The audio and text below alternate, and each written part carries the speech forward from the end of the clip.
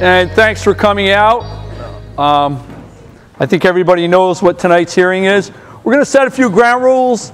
Anyone who is going to speak is going to have to sign in. There is a resident sheet and there is a non-resident sheet.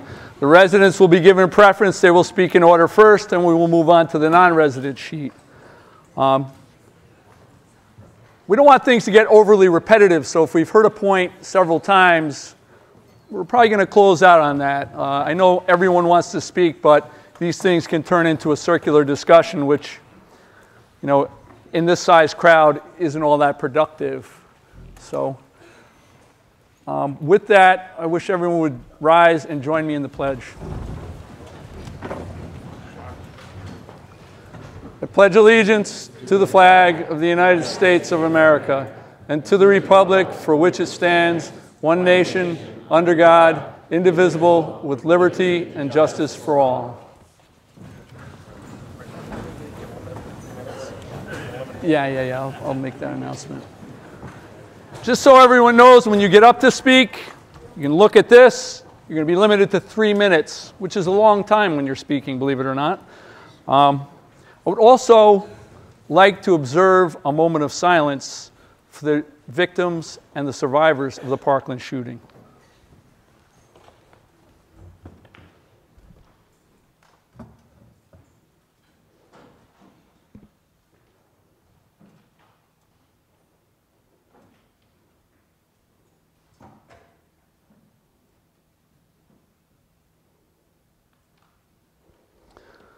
All right. With that, we can have the reading of the public notice. Legal notice, public hearing for a proposed local law to amend the code of the town of Philipstown by adding a new chapter 140 to be entitled Safe Storage of Firearms. Notice is hereby given that the town board of the town of Philipstown, Putnam County, New York, will conduct a public hearing on Wednesday, February 21st, 2018, at 7:30 p.m. prevailing time at Haldane Central School, 15 Craigside Drive, Cold Spring, New York, to consider a proposed local law to amend the code of the town of Philipstown by adding a new chapter 140 to be entitled Safe Storage of Firearms. All persons interested will be heard at the time, date, and place specified above. A copy of the proposed local law is on file in the office of the town clerk and may be examined during regular business hours. By order of the town board of the town of Philipstown, Tina M. Mirando, town clerk, dated February 7th, 2018. Thank you, Tina. This issue has been discussed for a long time by the town board. Obviously, it's timely and topical. The purpose of this board, the town board hereby finds that when a firearm is stored in a residence and the owner or custodian of the firearm is not present in the residence, the firearm should be kept locked or stored securely in order to prevent theft and or access by children who should not have access to firearms. The purpose of this chapter is to require that the owners and custodians of firearms in the town of Philipstown take appropriate steps to securely store their firearms when they are not in the residence and they know or have reason to know that children are or may be present in the residence. Pretty plainly spoken, and I don't think over the top by a long shot. With that, I'm going to open this up to comment. I want first to hear from our Putnam County Sheriff, Robert Langley.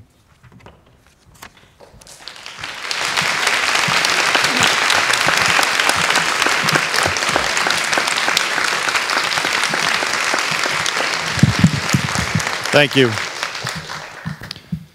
I'm Robert Langley. I'm the Sheriff of Putnam County. I feel confident that everyone here tonight shares the common interest of safety for ourselves, our families, and our community. We've all been shaken by the events in Parkland, Florida, and all the mass shootings before it. Injuries and deaths involving firearms happen all too frequently and are often preventable. As sheriff, my job is not to write or influence laws. That's the job of the legislative branch of government. I'm sworn to uphold the Constitution of the United States and the state of New York and all laws that meet the requirements of those constitutions. I respect the democratic process that is taking place here tonight and the right of all opinions to be heard. Public safety is the sheriff's job. As sheriff, it is my expectation that Putnam County residents will acquire firearms lawfully. I expect that they will educate themselves and others about gun safety, and I expect that they will handle their guns responsibly, always with the safety of others foremost in their minds. Finally, as sheriff, safety in our schools is a top priority for me and my department. I strongly support our school resource officer program and encourage families to know and communicate with their district SROs. If you know of an individual who is struggling or who you fear has violent tendencies, please talk to your resource officer or any of my deputies. We must work hard together to prevent tragedy and build the support systems that help our communities continue to be safe. You can even contact me directly with your concerns. Thank you to the town board for your service, and thank you to the public for participating here tonight. Thank you.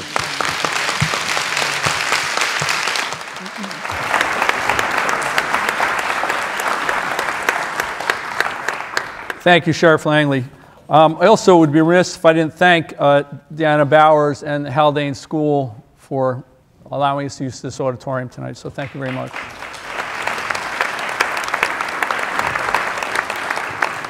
Our first resident speaker is Cindy Trimble. Good evening.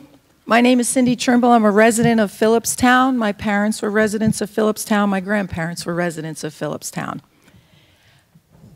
My 80-year-old parents live in the town of Philipstown on Old Albany Post Road North. In December 2013, there was a hostage situation at the Countryside Motel, which is located in front of their house on Route 9. The man was armed and emotionally disturbed and held police at bay for 14 hours. In September 2014, a woman was found dead in the Countryside Motel right in front of their house. In May 2015, the neighbor on their left was stabbed in the heart at 2:15 a.m. by another neighbor over noise. In April 2016, my mother went out the back door of her house at night to take the garbage out and was confronted by a male stranger. Fortunately, she was able to get back in the house and he left without incident. In June 2017, Benchmark Auto, which is directly in front of my parents' house, was broken into and burglarized. In June 2017, a parolee living in the house next to theirs on the right was arrested multiple times for being so high on drugs that he was out on Route 9 naked, blocking traffic. He was on parole for multiple violent crimes, including burglarizing homes and stealing firearms. The SPCA were also called in because the suspect had multiple pit bulls. In August 2017, there was another incident involving drugs and domestic violence with a different neighbor that caused multiple police agency response. In another incident, I was standing in my parents' house when the police came running through asking us to go back inside as they were chasing a fugitive. The Countryside Motel has become a haven for welfare, drug addicts, and prostitutes. For a while, there was a lifetime registered sex offender living right across the street from my parents' home at Grandma's Country Kettle Kitchen. There are currently 2 lifetime registered sex offenders living on East Mountain Road North, which joins my parents' road at Route 9. The victims in both cases being young girls ages 16 and 5. When a bill becomes a law in New York State, a record is kept of its legislative intent. We are aware that the town board's personal intent is to prevent firearms from falling into the wrong hands, particularly children. With regard to enforcing this law, the municipal home rule law, which is cited in this new Chapter 140, provides a test of validity to determine whether a local regulation is reasonable. To determine whether any regulation is reasonable, it must be shown that A, a problem exists, B, the regulation addresses the existing problem, and C, the regulation does not duly infringe upon or oppose those fundamental rights of whose activities or conduct it's curbing. Furthermore, it must not be inconsistent with the state or federal constitution. So for those of us who prefer to be judged by 12 rather than carried by 6, I just have 3 questions that I would like to leave the board with, and then I'm done. You can leave them with us in writing, please. 3 Absolutely. minutes is up. Thank you. Our next speaker is Kathleen Zebza.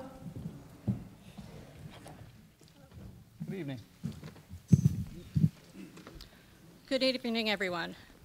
I would like to remind you of your oath of office, which you took with your hand on a Bible or other book. I'm finding out that there are other books being used. Your oath is to uphold the constitutions of both the United States and the state of New York. The mandate of your oath is to do things for the residents of the town that we are not able to do for ourselves. You should maintain our roads and aquifer. You should assist the organization of recreation services and services for seniors. You should make sure that the public is protected and safe in natural disasters. These functions are appropriate for the board. They are things that we are not able to do for ourselves. That is the purpose of representative government. It is not your mandate to pass laws that sound like good ideas, no matter how loud or emotional the voices might become. It is your mandate to make sure that the liberties of every person are protected. Protecting myself in my home is my responsibility and my right. The right of self-protection is one of the inalienable rights mentioned in the U.S. Constitution. It is not granted to me by the Constitution. It is a natural right guaranteed by the Constitution. It must not be infringed by any government or law. I'm going to quote directly from the text of the decision of the Supreme Court of the United States, District of Columbia versus Heller, June 26, 2008, found on page 58 of that decision. I quote, "We must also address the district's requirement, as applied to the respondent's handgun, that firearms in the home to be rendered and kept inoperable at all times. This makes it impossible for citizens to use them for the core lawful purpose of self-defense and is hence unconstitutional." These words are not vague, archaic, or complex, and are very easily understood. It is very clear. Requiring a firearm to be locked away and unusable when it is most needed for its stated purpose is not constitutional. Again, I remind you of your oaths that compel you to represent all of the people of this town. We are a representative government. We are not a democracy. Loud voices, paid consultants, emotional arguments, and skewed statistics should not be your measure of the necessity for a law. The Constitution of the United States and New York State are your only yardstick. I urge you not to pass this illegal and unconstitutional law. Thank you.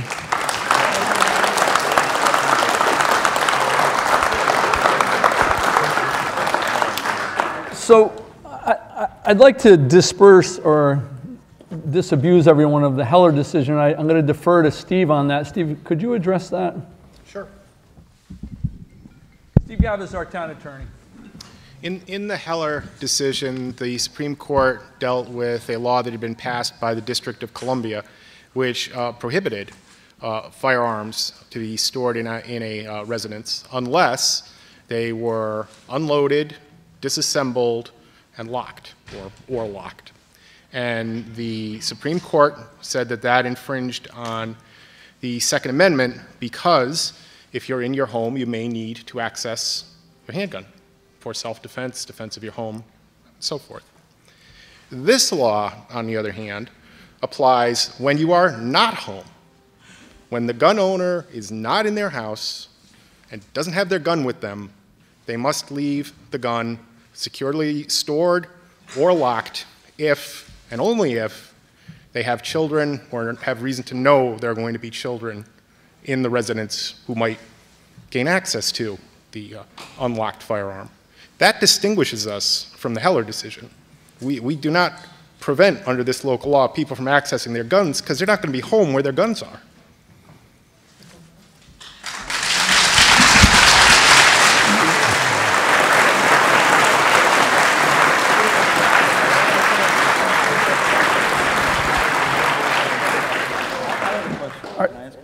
Yes, absolutely.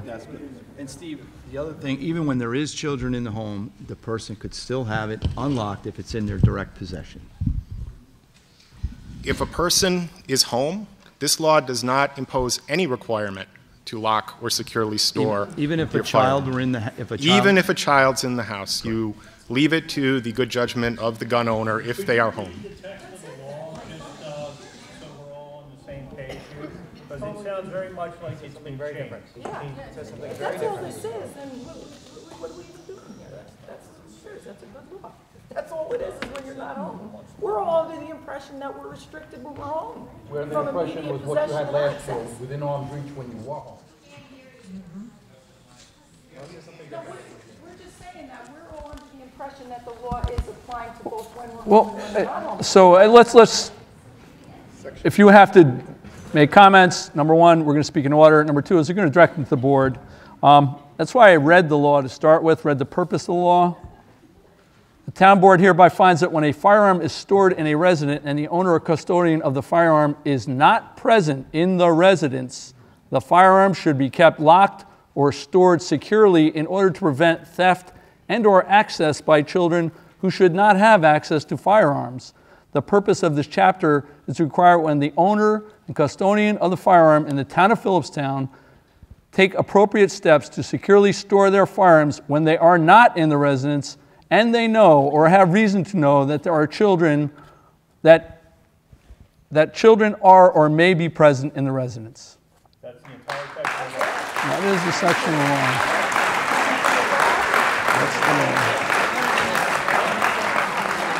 That's the law. That's why it's important when you come to a public hearing to have actually read the law.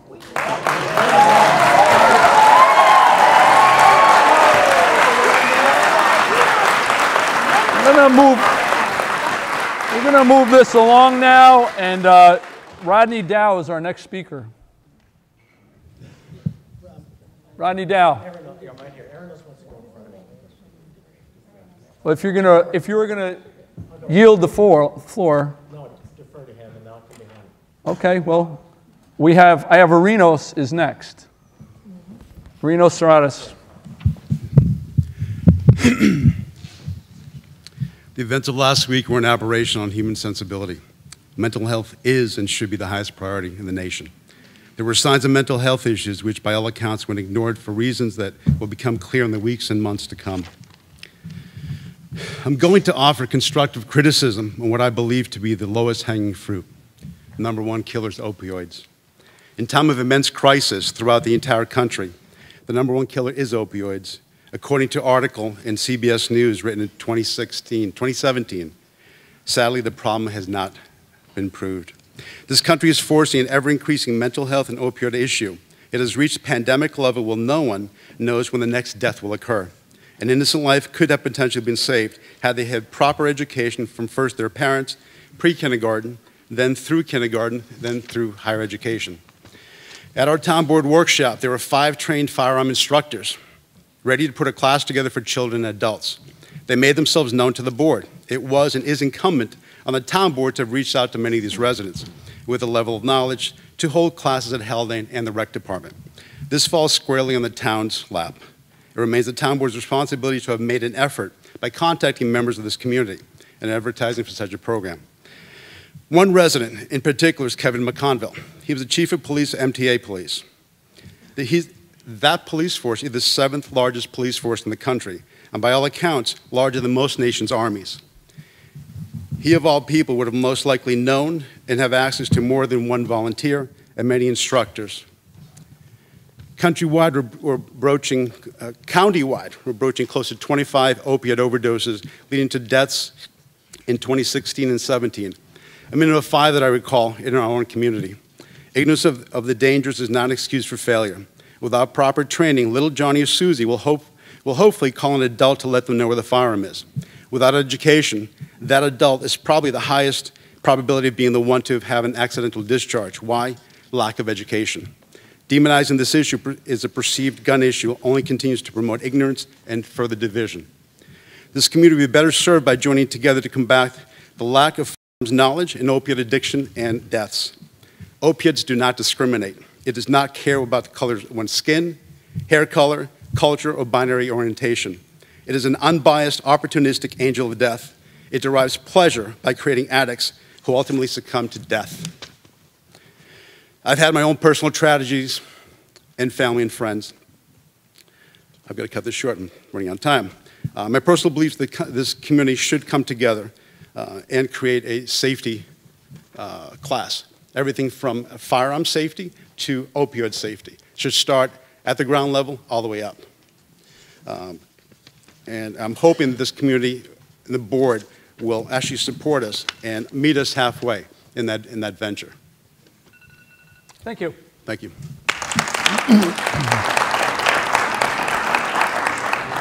I believe at least I should offer the opportunity to Councilwoman Montgomery to address the recreation and the opioid issue. I believe I made this statement 2 years ago when the group, the 5 skilled educational gun owners came to the meeting. And we have a wonderful recreation department in our town.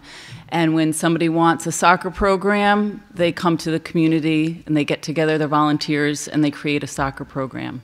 When somebody wants a theater program, they come, they get together, they submit a proposal to the Recreation Commission, and the Recreation Commission decides based on what the need is, how many people do you as the instructor need to attend, how much do you need to get paid, and we'll give you a minimum of, 5 people sign up, it's a go. If you don't get 5 people to sign up, we can't hold it. So again, it's really up to the citizens of this town. We really allow and rely on them to dictate what programs are held at the Recreation Department, and I've invited your group to do that exact thing and submit to the Recreation Department, submit a proposal. We don't create those programs. The volunteers of our community, many of them are here. The people who created the soccer program, the theater program, the clay program, the basketball program, they're all here. So, and they did it themselves. And as far as opioids, I wish we could stick to the subject at hand, but we have a Philipstown Communities That Care program. I'd love to see some of your members attend that. We meet the 3rd Wednesday of the month. We've done Narcan trainings. We've held workshops, educational workshops. We did get the med return box installed in Town Hall, and we will announce who our new drug resource coordinator will be at the March meeting. So all of those resources, we're working on the opioid epidemic. Feel free to propose any program you'd like to the Philipstown Recreation Commission. The Recreation.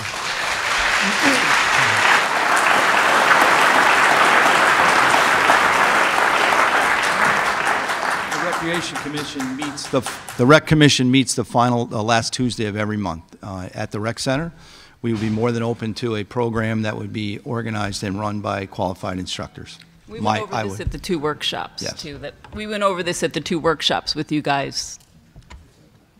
All right, Rodney, are you going to take your opportunity? Hi, everyone. Good evening. I'm Rodney Dow. I live in Garrison, and good evening, board, councilmen and councilwomen. I just have a quick comment I'd like to make about gun storage, and that is I have a report here from the Yale Law School Program of Studies in Law, Economics, and Policies, Safe Gun Storage and Laws.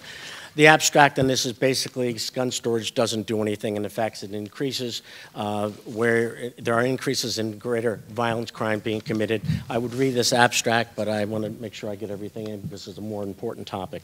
I will submit this at the end of the conversation. Anybody can read it if they would like to.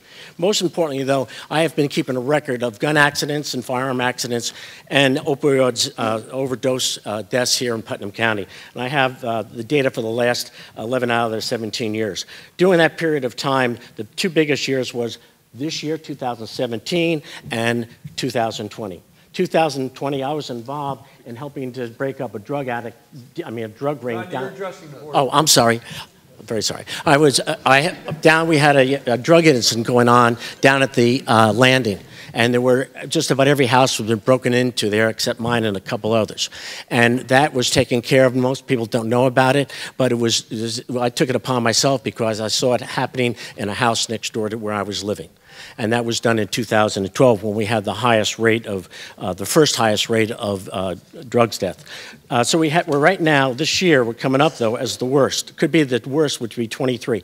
Right now, at the end of 2017, there are 11 of them. However, there is a, what is it, pending, we have 12 pending yet.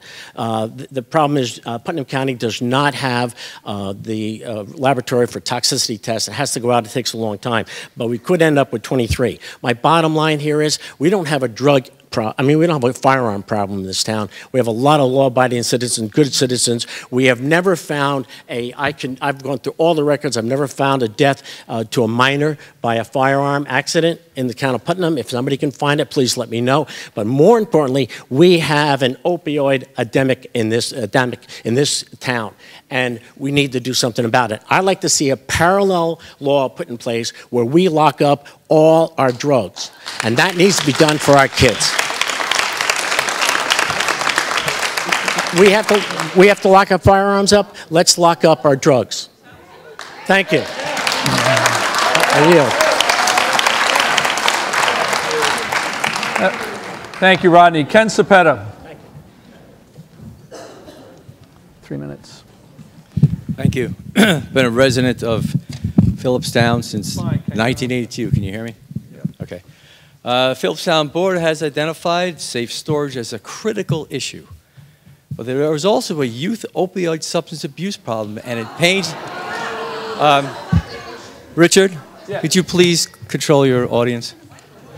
Thank you. Okay. I would remind everyone to be respectful. We do have a speaker, but also I would remind you that the issue at hand is a safe storage initiative. Right. If we want to address the opioid crisis, we're doing that as a board. So okay. I know, and I said, if this gets repetitive, and we have heard this twice already, please continue, but we understand the depth and breadth of the opioid crisis in America and in Putnam County. I hope you do. It's on our agenda every month. But education really is the answer to all of these issues. Okay? Rendering us defenseless is not.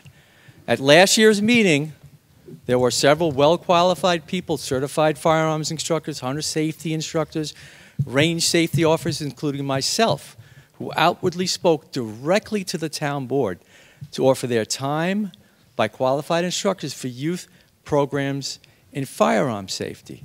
What a great, unprecedented opportunity. When has that ever, when has free services ever been offered to a town board? But the town board did not seize upon this opportunity of the offer of free training. Knowledge would help the entire community, children and adults alike. They would learn and understand how to treat a firearm by first teaching respect for the firearm, not fear.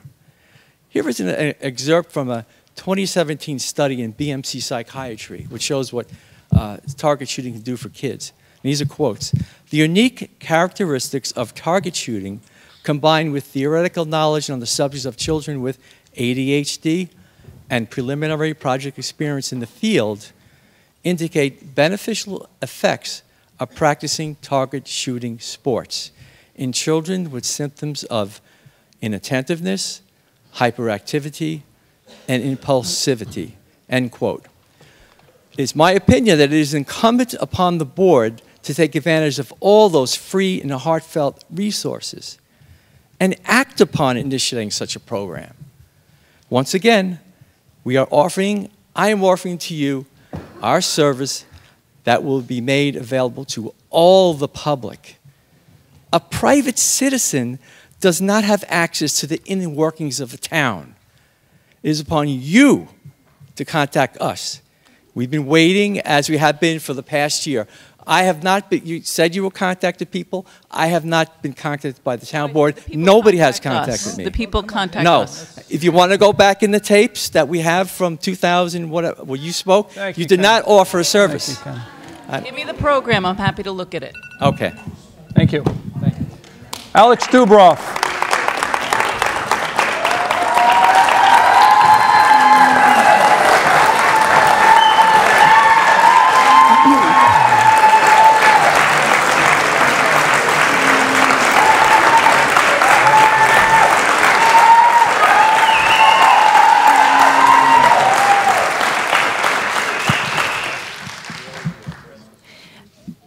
I really don't have much to say except that I'm a resident of Philipstown. I'm a mom to 2 kids, and I support firearm safe storage for our town.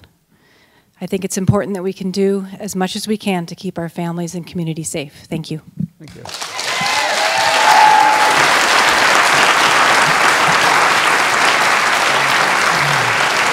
Dana Hurd.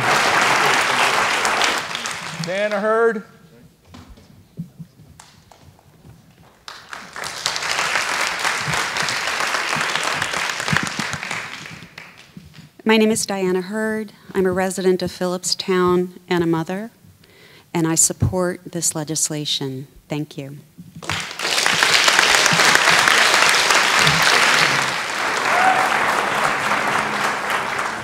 Anna Silverlink.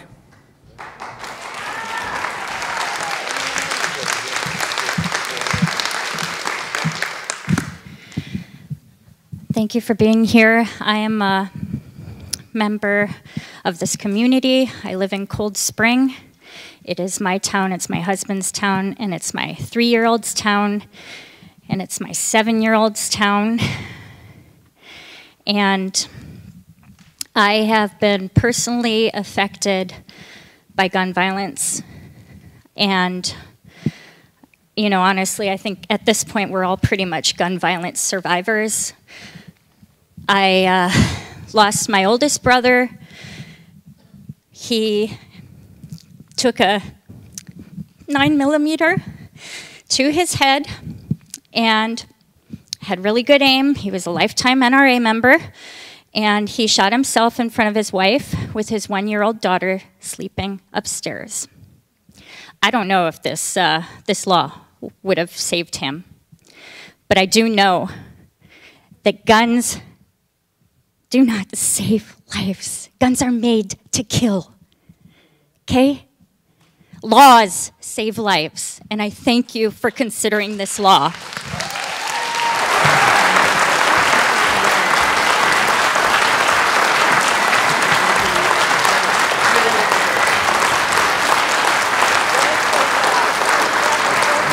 Let me know when you want Adam and Rebecca to...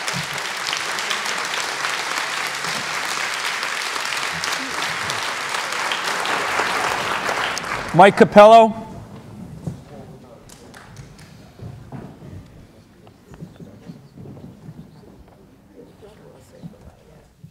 If you could keep the chatter down the front row, please.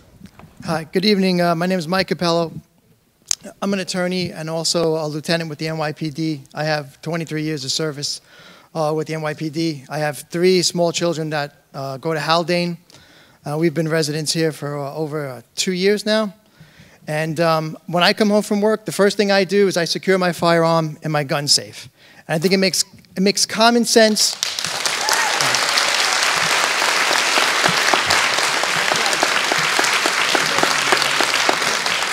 I think it makes common sense to secure your firearm. The New York State penal law says a firearm, a loaded firearm, is a deadly weapon. We're not mincing words, it's a deadly weapon. So it should be secured out of the reach of small children and adults and anyone else who doesn't have a right to that firearm. Firearm is not a toy. I don't see a problem with it. I think the law is constitutional, and I support the law. Thank you.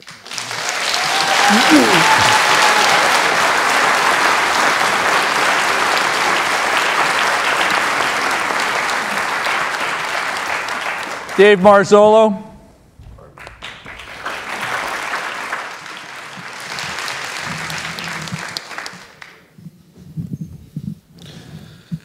My name's Dave Marzolo, and I've been a resident of Philipstown since 1977. I volunteer as a Cub Scout leader, a Little League coach, a baseball coach, a soccer coach, a basketball coach, and my wife and I volunteer to run an outdoor education program for the PTA in the spring. I proudly support the passage of the Firearms Safe Storage Ordinance for Philipstown. However, I wanted to understand the people who disagreed with me on this topic, so I took to the local social media pages to try to listen. Now, I heard some people say that this was about protecting the Second Amendment, which gives all citizens the right to bear arms, but the Safe Storage Act has nothing to do with bearing arms. It merely asks that you lock your guns away safely when you're not bearing them. Another argument I heard was that the Supreme Court had rejected mandatory safe storage laws, but that is downright false.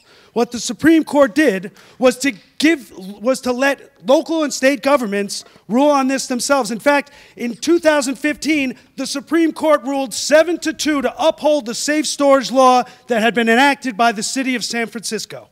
Now, a third argument I heard was about freedom, but that argument has no merit at all. Freedom does not come without regulations. I mean, we're all free to drive a car, but we're not free to do so in an unsafe manner. There are laws that were drafted to protect us from that.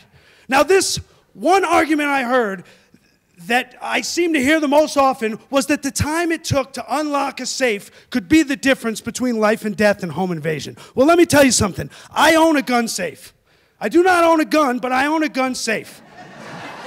This is true. I produce outdoor events, and I bought my safe to keep cash and signed checks in. I needed a place that I could get into quickly. The reason I bought my gun safe was because I wanted something I could get into fast.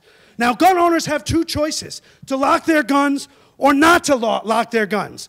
But laws are meant to protect people, and it is the lawmakers' duties to pass the laws that protect the most people. So I ask you, who are we protecting? The person who wants to keep the loaded gun unlocked when it's not in their possession? Or all the people that could end up on the wrong end of that gun? That's everyone, folks. That's everyone. This is not too much to ask, because even though my kid's school, this school that I went to for 13 years, now has locked doors when it didn't when I came, and I'm glad its doors are locked, because times change and laws change.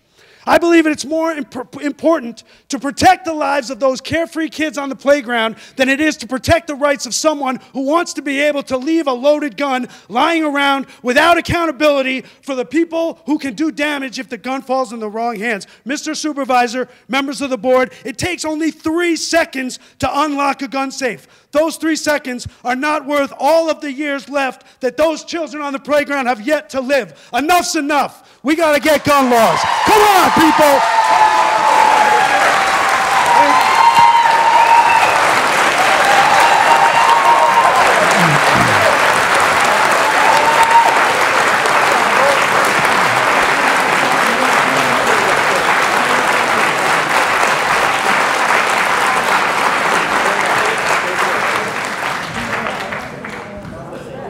Thank you, Dave. Eliza Matthews.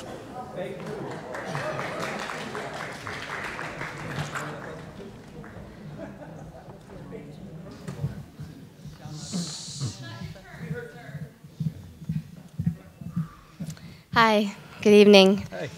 I just wanted to say that I'm sorry for those who feel so frightened.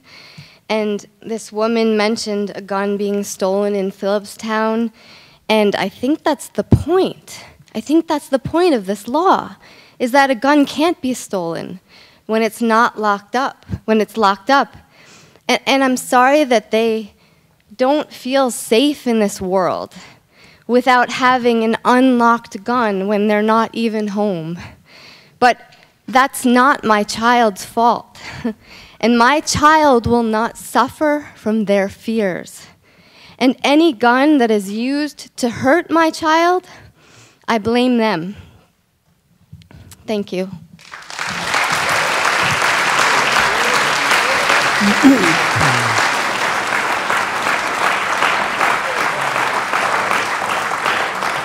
Eileen Caulfield.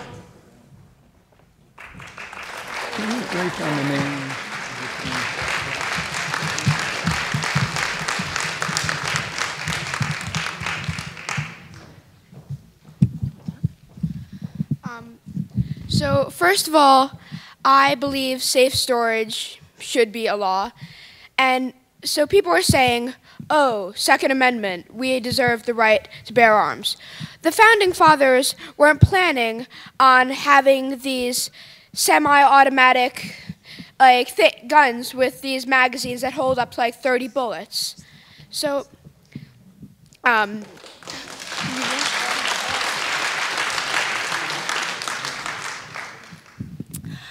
I'm Eileen Caulfield. This is my daughter, Fiona. This is my son, Liam. I can assure you that they would much rather be home, arguing with each other, playing, wagering who gets to go to bed first. But we're here because we support this legislation. We think it's important, and we thank you for your time. Nice job.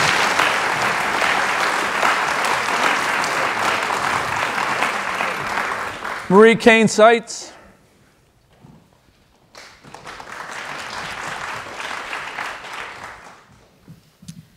Good evening. Thank you for clarifying what the law says. I think it's a very common sense gun law.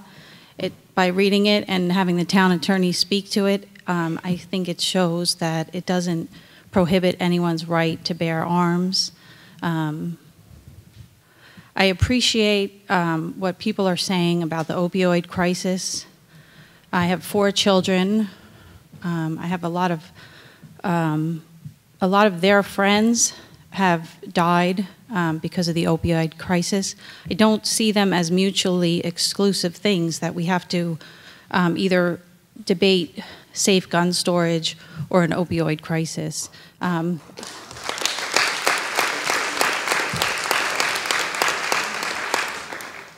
I have prescription drugs in my house.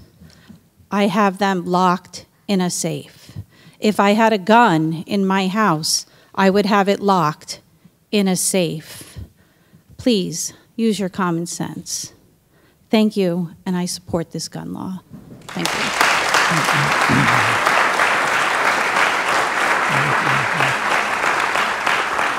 Karen Kapoor.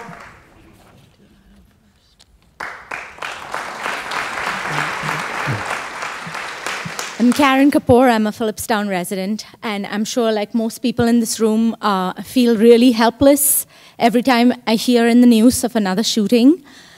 And you have the power to not be helpless or to not keep us feeling helpless. We can take an important first step to not be helpless in this whole war against,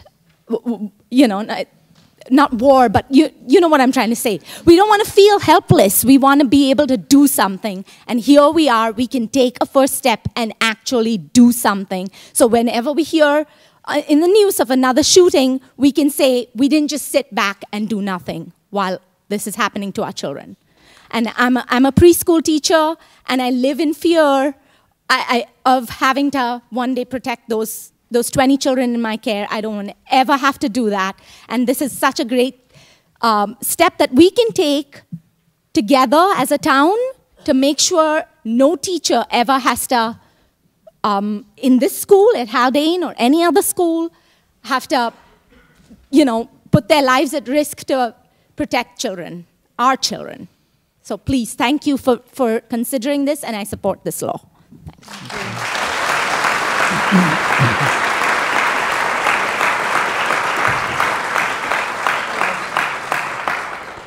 I'd like to call on Adam Fisher from the Giffords Law Center. Are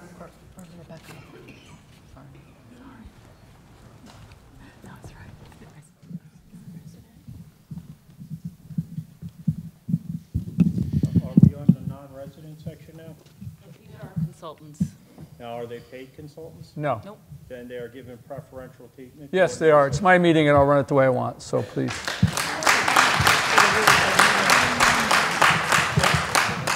Thank you, sir.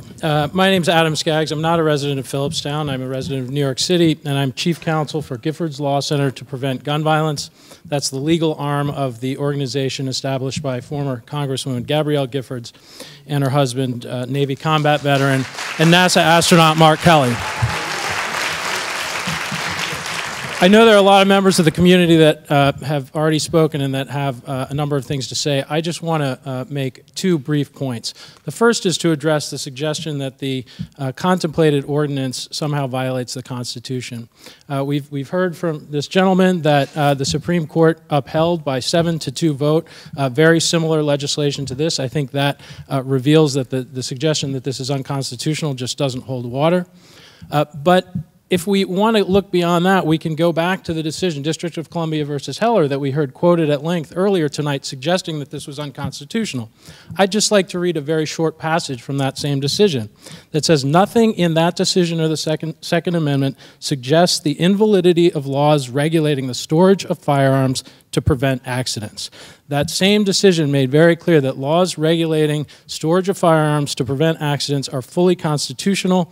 This law, if folks read the text text of the law allows gun owners to keep a gun in their possession, under their control, to use for self-defense in the home, and only requires that that be disabled when it is not in their possession or under their control. This law clearly protects the constitutional right to self-defense, but draws a common sense line to ensure that guns don't fall into the wrong hands, whether it be adults who shouldn't have them, whether it be children or anybody else. The last thing I'll say is we've heard a lot in discussion of this law that somehow the only way to enforce this, it's an unenforceable law, is for police to be kicking down the doors of the homes of residents of Philipstown. That's simply not true. That is not how these laws have been enforced in 8 other communities across New York State, from Rochester to New York City to Saratoga Springs to Syracuse. None of those places have seen this kind of horrible police state tactics. That's not how they're enforced in the rest of the country where they exist, from California to Massachusetts and in between. So we need to look beyond these suggestions about enforceability and unconstitutionality. Look at what's on the paper. Look at what this law actually says and understand it's a common sense measure that's going to keep people safe. Thank you. Thank you. I want to clarify why they're speaking. Sure.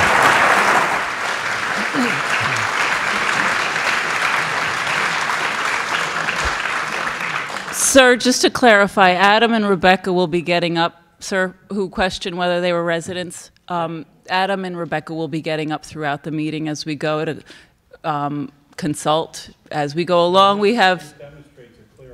No, we asked them to come here. Okay. I'm sorry I didn't mention it before the meeting. Adam and Rebecca will be getting up throughout the meeting. Thank you. With that, Rebecca Skaggs, New Yorkers Against Gun Violence.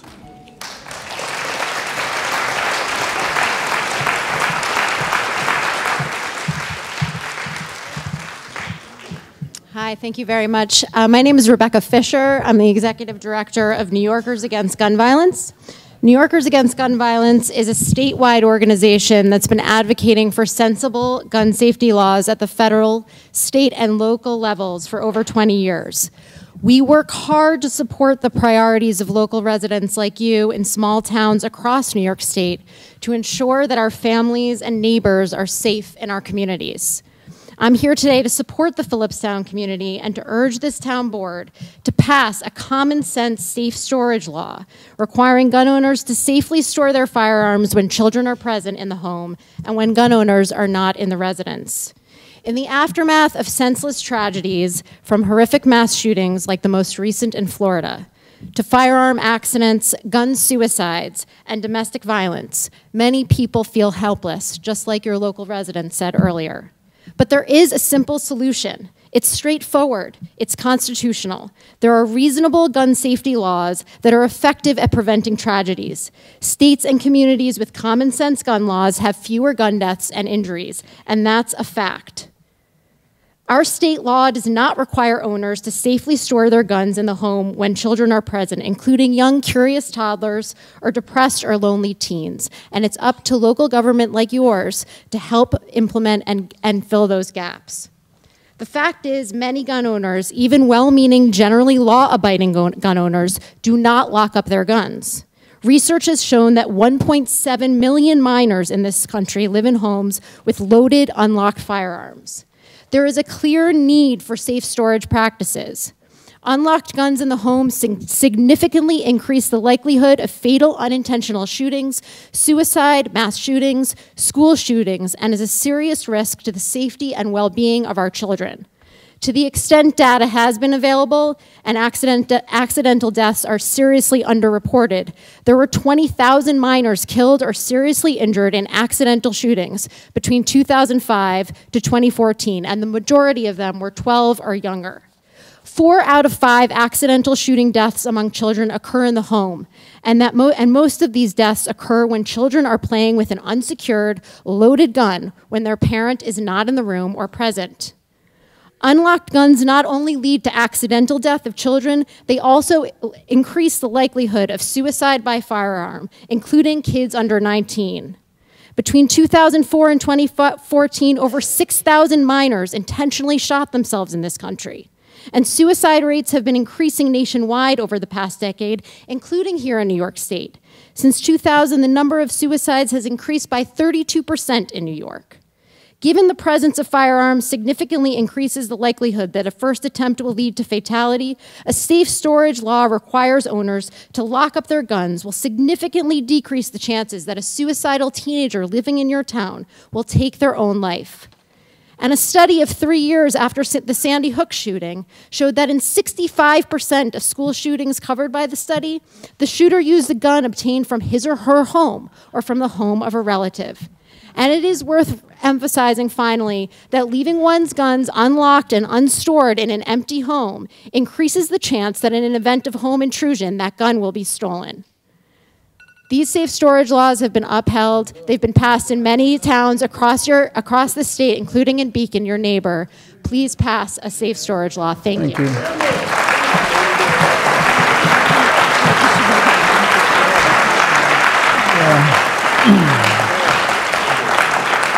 I want to remind the audience that I'm chairing this meeting, and if you can't keep your comments down, you're going to be asked to leave. So keep them down. Claudio Marzolo.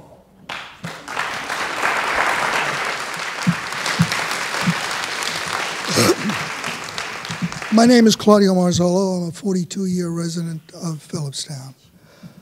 I was going to make a number of points that have been already made, so I will dispense with that. I just want to address a couple of things that have been said. We have a horrific problem in this country with opioid addiction. However, that does not mean we can't tackle other problems. You, the town board, deal with lots of problems, whether it's zoning, whether it's highways, a ton of things. You're not so stupid that you can only handle one problem. Nicely put. Therefore, you can handle both. And you can handle both and then some. So let's not talk about opioids. I don't think there's a single person in this room that feels that opioids is a good thing.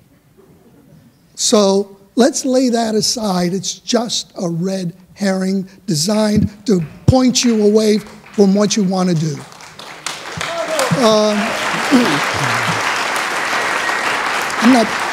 I'm not done yet. Just remember, people want to be safe. And let's not wait until the first kid in Philipstown gets shot because they found a loose gun.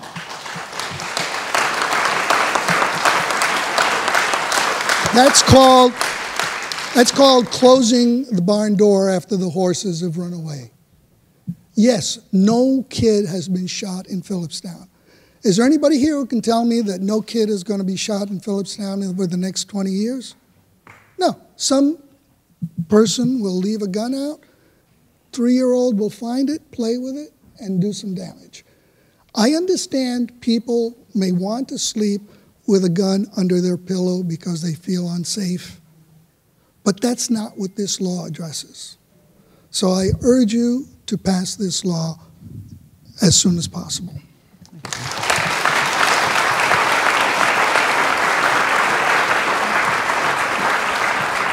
I do want to apologize to Jay Adam Skaggs with the Giffords Law Center for mixing up the last two names, and Rebecca Fisher. Yes, I'm blaming Nancy. But I was nervous. I do have Jay Adam Skaggs' card in front of me, so I should be able to read that. My apologies. Mine too. Laura Shahab Eldon.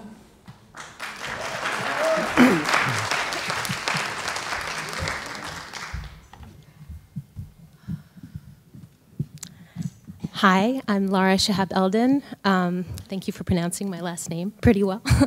I'm a Philipstown resident. I live in Cold Spring. I've lived here for about 3 years. This is a wonderful community. I feel very lucky to be part of it. However, last week, when we received 2 letters from our extremely hardworking school administrators about school safety and school security, I was in knots. I have a 6-year-old. She attends first grade at Haldane. She loves school. I love that she loves school. It was difficult for me to focus on my work, especially with the second letter that addressed rumors about a potential security issue, which was not real.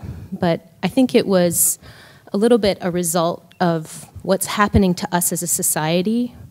We're all getting so scared because of what we're seeing at these schools, schools just like ours. Now, this kind of gun violence exists beyond these schools, but you know, when you see kids like your own, you get really affected.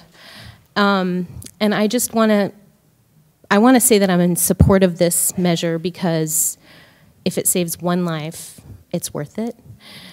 And I also want to say that the onus shouldn't be on our teachers and our administrators to be, and our security officers, our community security officers and law enforcement to be the only people responsible for whether a gun ends up in the wrong hands. The onus should also be on gun owners, and it should, this law I think would at the very least incentivize people to be safe with their guns and keep them locked. Thanks.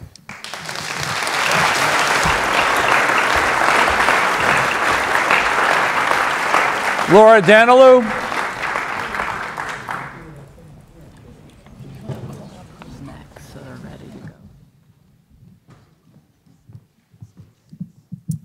My name is Risky is next, so we'll just to cue that up.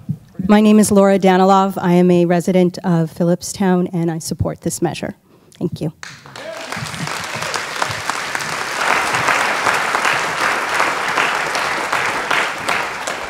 Sonia?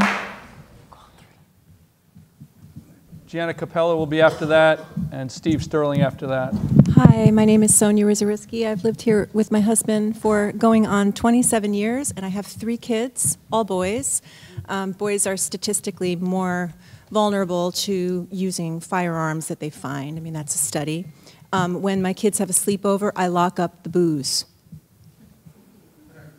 Right? It's safer that way. It's a no-brainer. I support this. I really hope you pass it. Thank you for trying to pass any measure of legislation that will keep us safer. Thank you.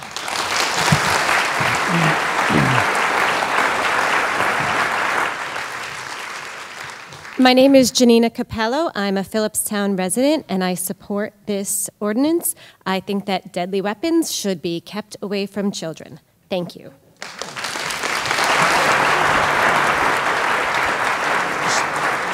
Steve Sterling, and then Kendra Parker will be after him, followed by Nancy Auerbach. Louderback. Thank you. First, I want to thank the board for being so diligent about this issue. I know it's not easy to get up in front of a public hearing this magnitude. I'm a Philipstown resident, proud parent of a Haldane student. 1 Haldane student's off to college. I'm also a former member of the NRA. I took back my membership of the NRA because I couldn't get Wayne LaPierre, one of the executives at the NRA, to change his campaign from control to safety.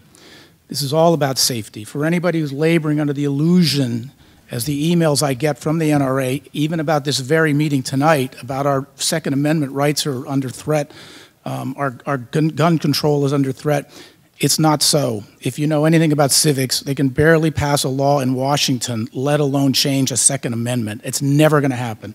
Sleep easy, everybody. This is not about a Second Amendment issue. Secondly, I'd like to say that we all need to change the language from gun control. It's not gun control, it's gun safety. There is no one who doesn't want gun safety. And I applaud you guys for finding the way to thread the needle for this law. It's a local law. And I know that the emails that I'm getting from the NRA have drawn a lot of people to this very meeting on the idea that it's about gun control and Second Amendment rights. Who would not want, and you have said it, and you've said it clearly, to securely store their firearms when they are not in the residence? Who could possibly have an issue with that? You're not even home. So please, I ask you,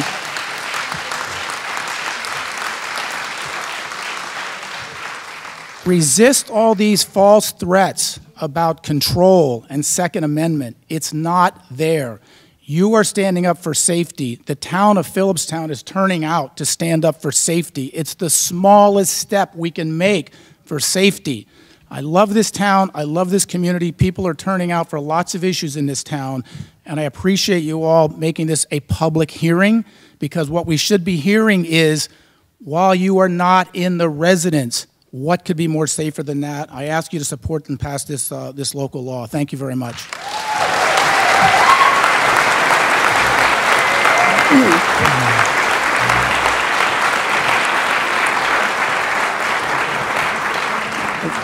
Kendra Parker will be followed by Nancy Lutterback.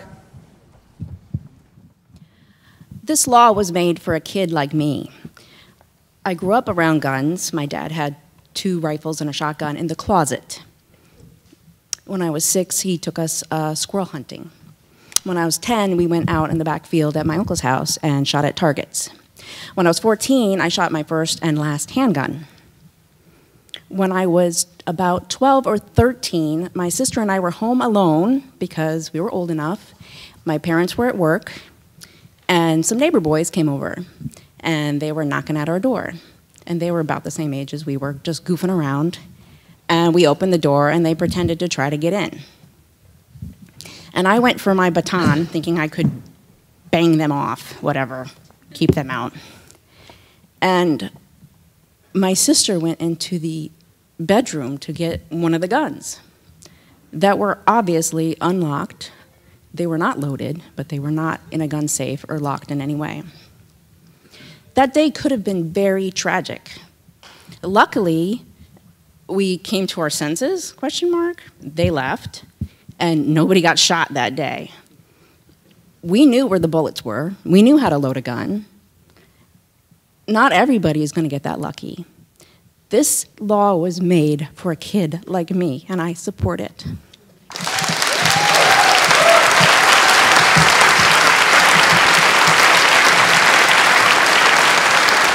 People are just not coming up. Nancy Latterback will be followed by Erin McKeon Bell. Nancy? Okay. Erin McKeon Bell.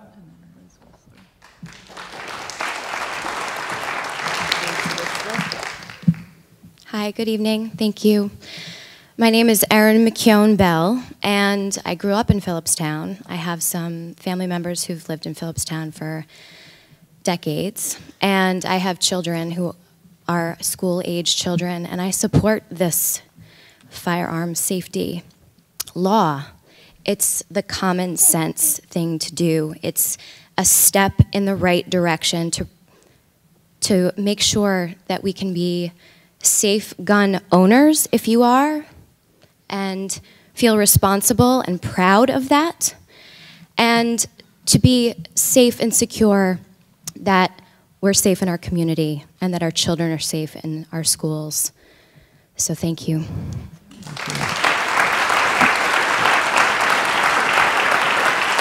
Who's this? Oh, Liz Whistler, followed by Gary Phillips, and then Tara Vamos. Liz? Gary Phillips, is that the name? Tara Vamos? Followed by Casey Grossman. So if you could please queue up so you can...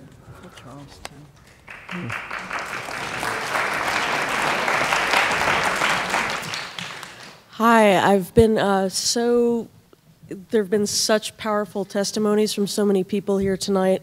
I'm so thankful that you guys are taking this law up. I hope you will pass it. And there's been, among the red herrings thrown out by people that are opposed to this law, was some crazy stuff about how to get a program at the rec. So All you do is you Google Philipstown Recreation Department and you submit a proposal. I taught gymnastics to preschoolers for a couple years. It's really easy process. I expect to see gun safety on the next program that comes out. And if you don't get enough people signing up, then it won't run. Thank you guys so much. I hope you support it. Thank you.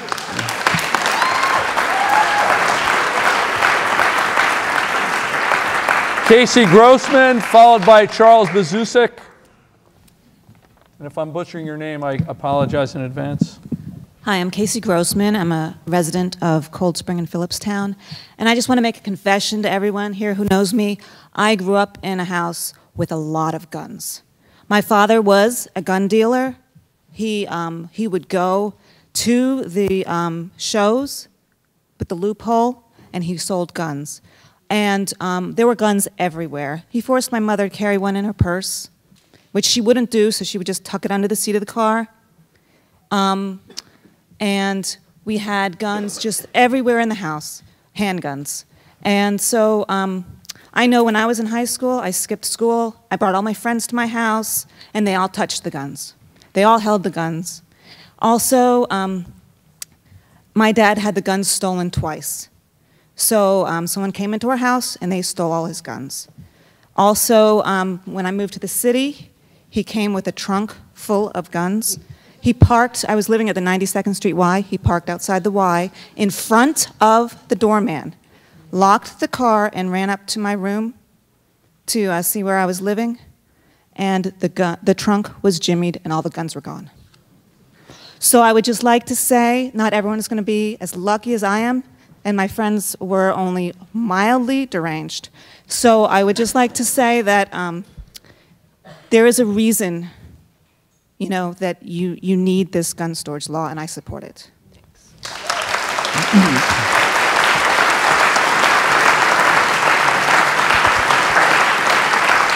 Charles Bezusik, followed by Ian Saladia. You did do a good job with my name. Thank you. I'm a resident of Philipstown, and I'd like to just briefly tell two stories. I was a practicing psychologist in Putnam County for 25 years, and I personally know of a case where a 14-year-old depressed boy from Brewster High School came home, found his father's unlocked, a depressed boy, found his father's unlocked gun, and he committed suicide. A colleague of mine was involved in treating him.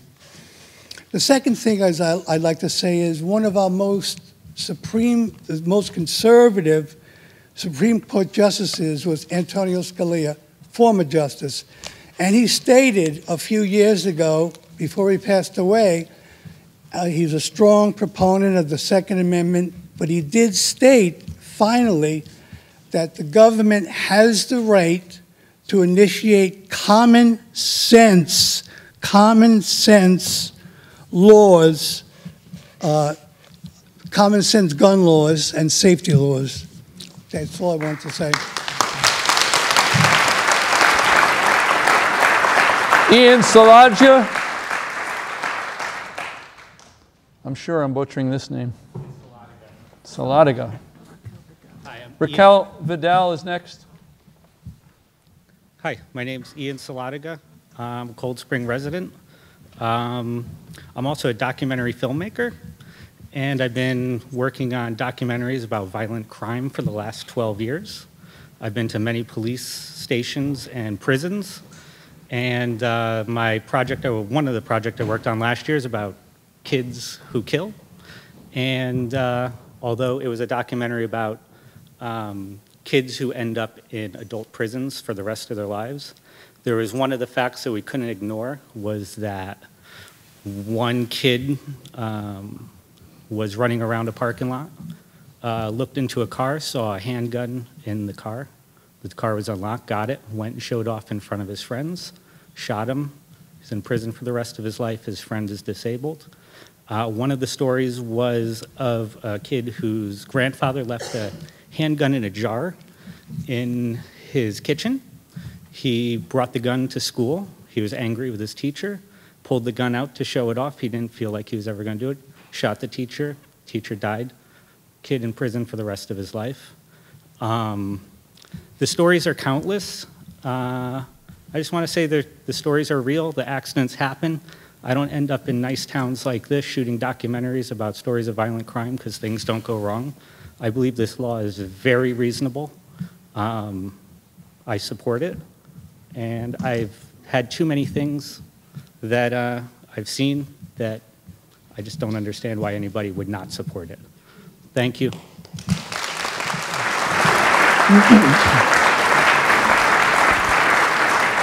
Raquel Vidal, followed by Michelle Gedney and Aletha Hobenberger will be next. Hi, my name is Raquel Vidal. I've been a resident of Philipstown for nearly 18 years now, and I am a mother of a Haldane high schooler in 10th grade. And I was, of course, as affected by the recent news as everybody else here, and getting notices home about gun safety, gun safety, and our high school kids being safe, and during the day when we hope they all will be and will never be in this situation. It's a very scary thing. I just want to say that I am in support of this. As a child, as a 14-year-old, I watched my brother shoot my sister with a pellet gun in the eye, just above her eye. Luckily it was a pellet gun, and luckily it was embedded in her skull. He didn't know it was loaded. My mother's second husband had left it unlocked. Also, I was babysitting around that time, and I had to get a rifle out of the hands of a 3-year-old who was pointing it at me. So I've seen this, this sort of firsthand, this unlocked, kids wanting to play with things, and it's really dangerous. It's a situation we should never find ourselves in here, and I'm in support of our gun safety in this community. Thank you.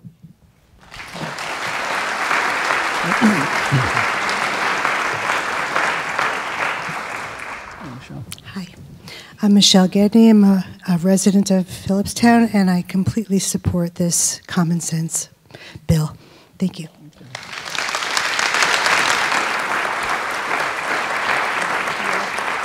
So, Alethea or Althea Hodenberger or Benger?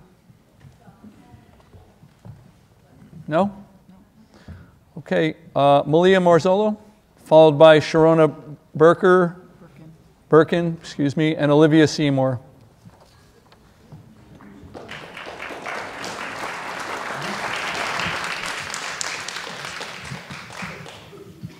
Hi, I'm Malia Marzolo. I wasn't actually expecting to come up. Somebody signed me up, but I'm happy to be the third Marzolo to stand up tonight. And I'm honestly, I don't understand why we're all still here at this moment, really. What's the argument? Everybody wants safety in the end. That's all we want, right? Everybody wants to see our kids safe. This is not taking away your rights. It's not taking away your rights. That's it. I don't know why we're still here.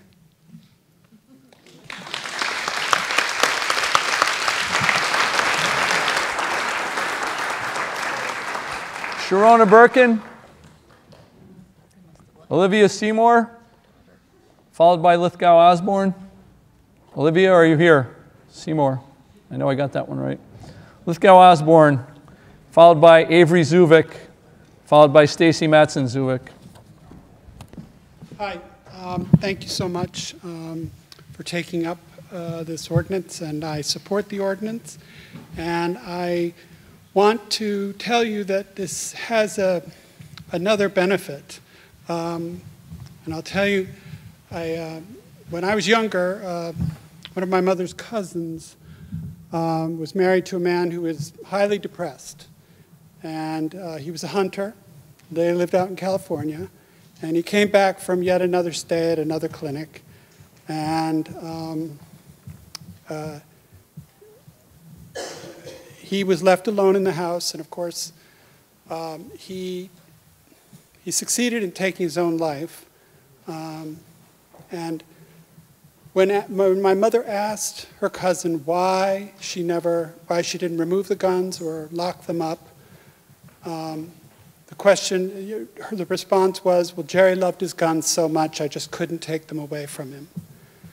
And I understand, that she loved her husband and she wanted to support him, but the fact of the matter is that you never know when there's a depressed person in the house who's going to make a decision of that kind. And so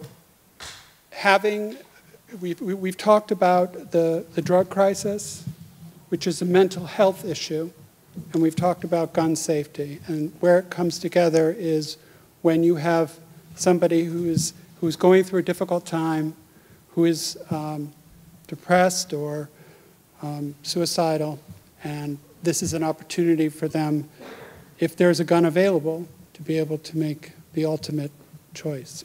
And so that's why I support the gun storage ordinance. Thank you so much.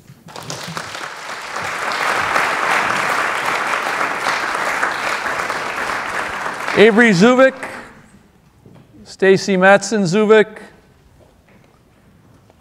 Do you know this name? Melanie Campanelli. Oh, here comes Stacy. Followed by Melanie Campanelli, Danielle Campanelli, Everett Campanelli, Grace Campanelli. They've got the Campanelli clan coming up. Good evening. I'm Stacy Matson Zuvik. I'm a 30-year resident of Cold Spring. My husband and my 3 children graduated from this school. I grew up in Pennsylvania. The men in my family were hunters. We had hunting rifles in my house. They were always locked safely. Gun owners, I ate deer meat in more ways than I care to remember. But gun ownership came with following safe storage laws. I fully support the passage of this law. Gun safety is public safety, and we need to stand up for public safety.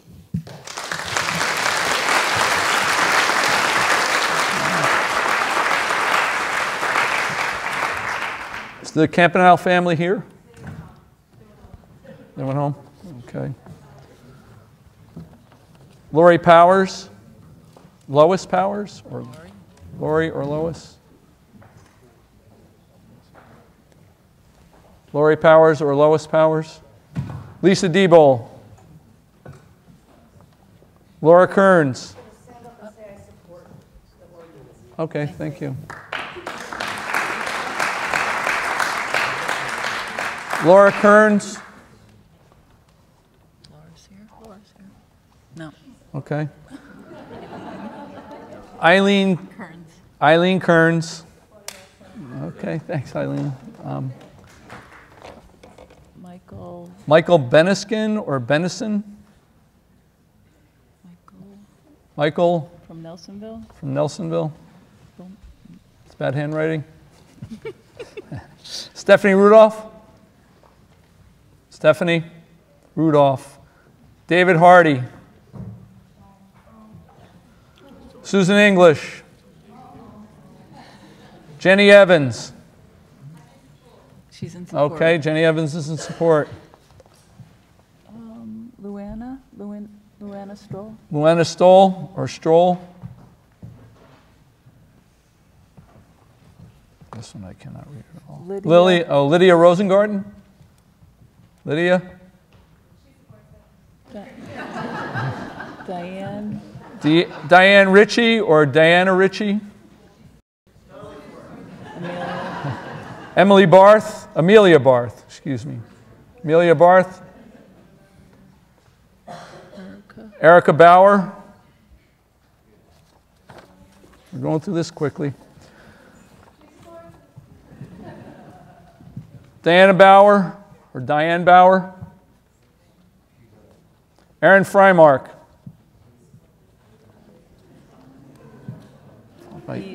Eve M.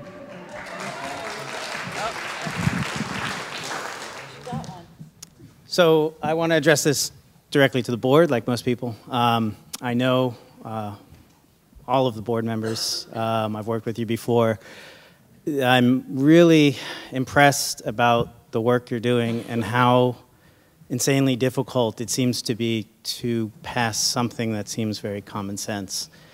I think when you all ran for office and wanted to make a difference in the community, maybe you didn't anticipate that some of the work would be this emotional and this hard.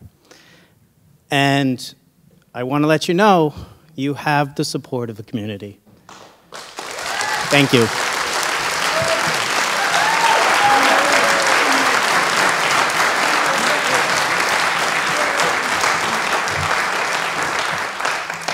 Eve Mishope, or M. Shope?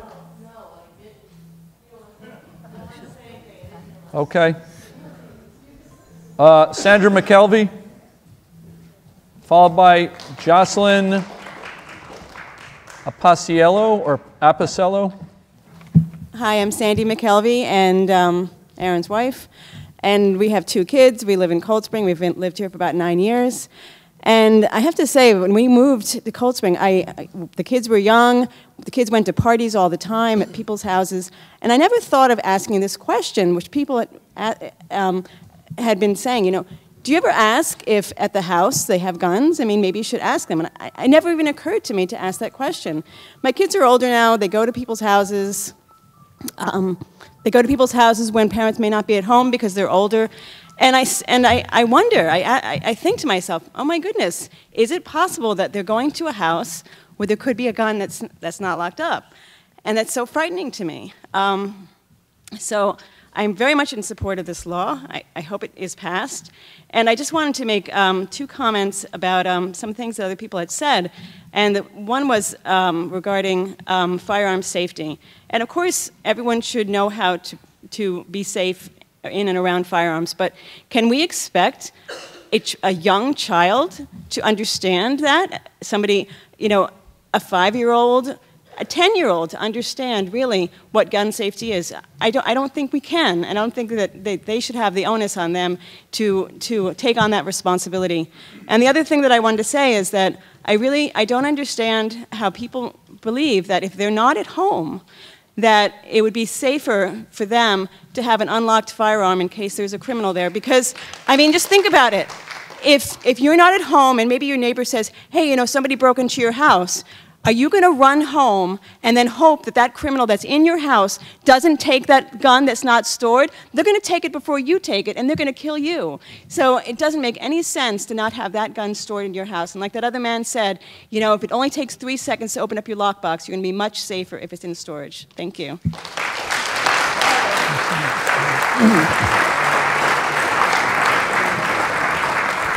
Jocelyn Apicello. Tricia Mulligan. Tricia Mulligan. Thank you. Pamela Gunther. Gina Van Notzel. Thank you. Mickey McWade. Craig Waters. Oh, Nikki's coming. Craig, you're next. So. Hi, I'm a resident of Philipstown. I live in Garrison. I've been there for 20 years. I just wanted to offer, excuse me, that I am a mental health professional, and part of the problem with trying to treat people is that you can't treat them unless they come. So, you know, mental health treatment, you know, it's been talked a lot about, but unless we actually have the people to work with, we can't help them. So, you know, there are things on the loose, so to speak, that there's no control over. But I am in support of this gun storage law. So thank you for being here.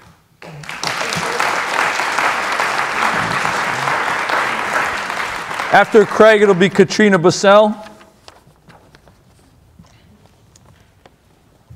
Good evening. Thank you very much for having this discussion this evening. I'd like to begin my remarks by acknowledging and thanking Sheriff Langley for his opening comments. I I agree with him completely. I think everyone here is in the best interest of providing safety for their community, their children, et cetera, et cetera. As for the, it was the young lady and the gentleman, Rebecca and Jay, I think we should acknowledge that these are activists, whether they're paid by us or not. They're activists. They're activists from activist organizations, which are funded by activists. They're using stats compiled by activists. So clearly, it appears that we have. I mean, there was no opposite side to that discussion. It appears that we have a board, a town board of elected activists. So I would like to first also, acknowledge it. I have a question for the board. Why is it that when we had the resolution last summer for thank you. Sure. Well, why is this not a resolution? Why does it have to be a law?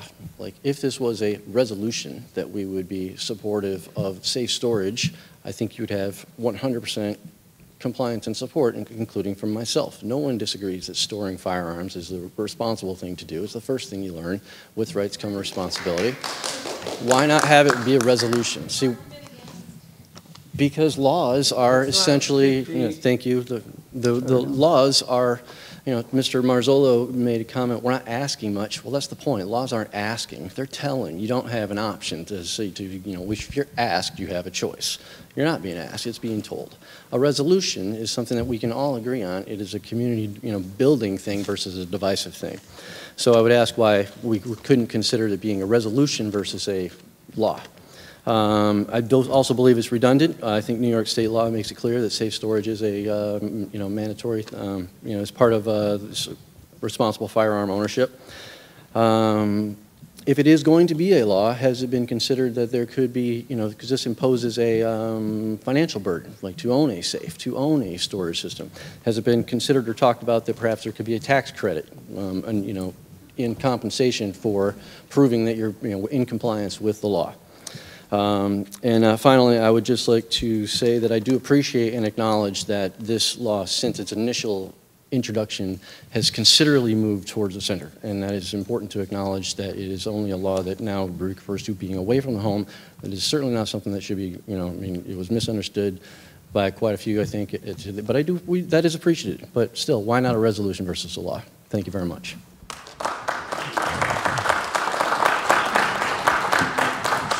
Katrina Bussell here. Katrina. Melissa Beck, followed by Diane Botnick, followed by Haas Murphy. Melissa Beck, Diane Botnick, Haas Murphy. Going through them here. Joe Plummer. Sylvia Wallen. Got tired.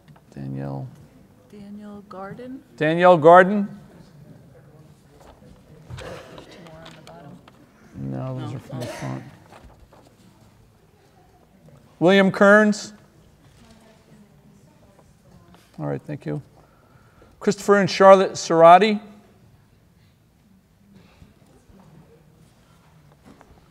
Cynthia Cohen. Thank you. This is a tough one.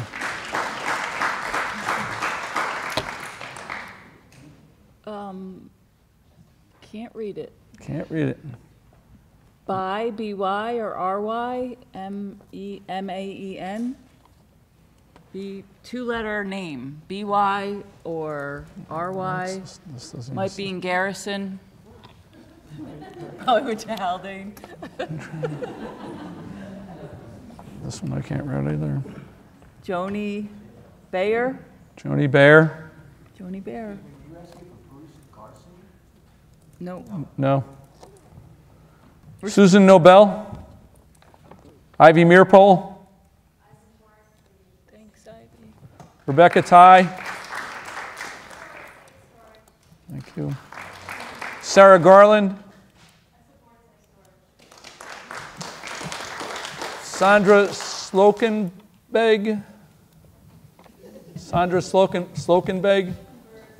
Slokenberg. Where the nuns would be beating these people. Lynn Berkeley. Nice handwriting, Lynn.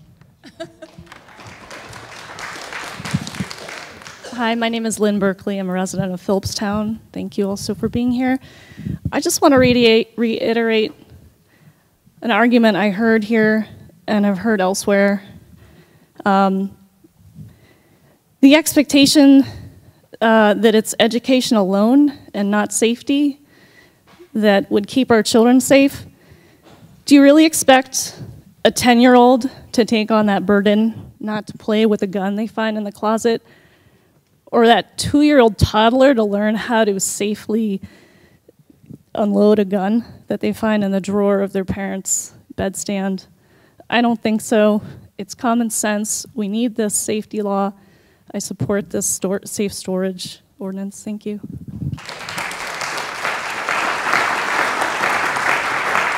MJ Martin, followed by Andrea Sadler. MJ Martin, Andrea Sadler. Okay, Kaylin Martin. Okay. Hello, my name is Kaylin Martin, and I'm 17 years old. I'm a resident of Philipstown, and I have been for about 14 years, and I support safe storage laws for firearms. According to federal data from the Centers for Disease Control from 2007 to 2011, an average of 62 children under the age of 14 were accidentally shot and killed each year. That makes American children 16 times more likely to die from accidental shootings than children in any other developed country. In the year after the Sandy Hook shooting, at least 100 children were killed in accidental shootings, which averages to be about 2 children every week. About 2 million American children live in a household where there is an unlocked firearm, and tragically, these children are at an elevated risk of being injured or killed in an accidental shooting. These statistics scare me, and they should scare all of you too. But they also motivate me to effect change, especially on a local level. This is why I support safe storage. Please do not let the children of Philipstown become another statistic. Thank you for your time.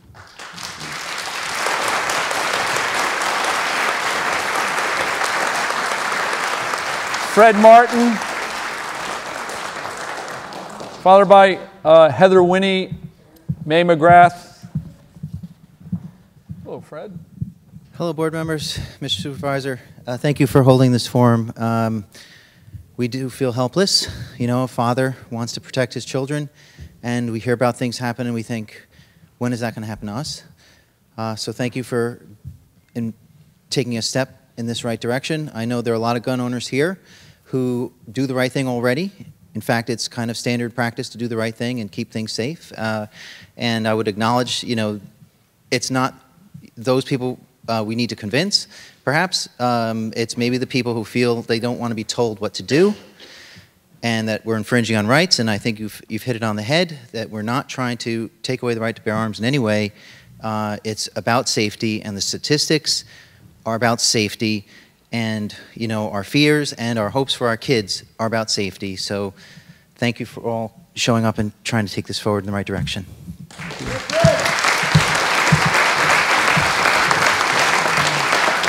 Heather Winnie, May McGrath. All right. Lucinda Stroll.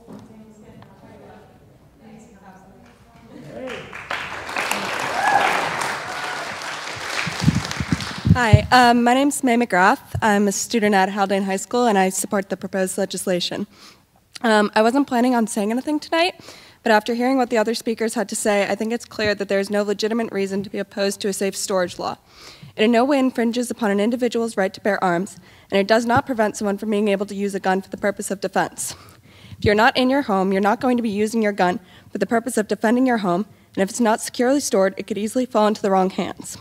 There are too many deaths in this country as a result of gun violence, and this law could be a small step in the direction of decreasing this number. Thank you.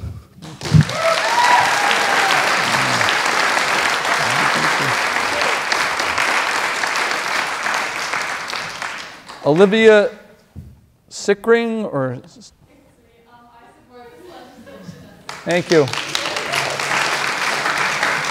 Keith Sharpley.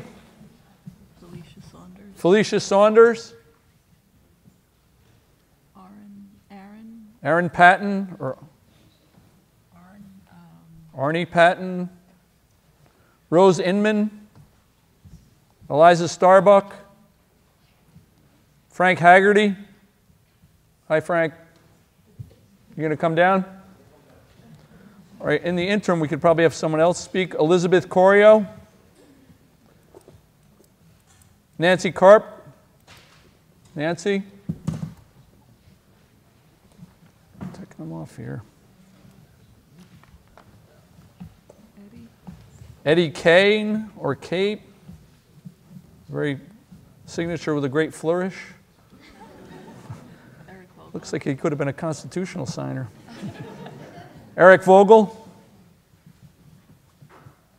Come on up, Frank. Come on down. Carol Marquand will be after Frank Haggerty,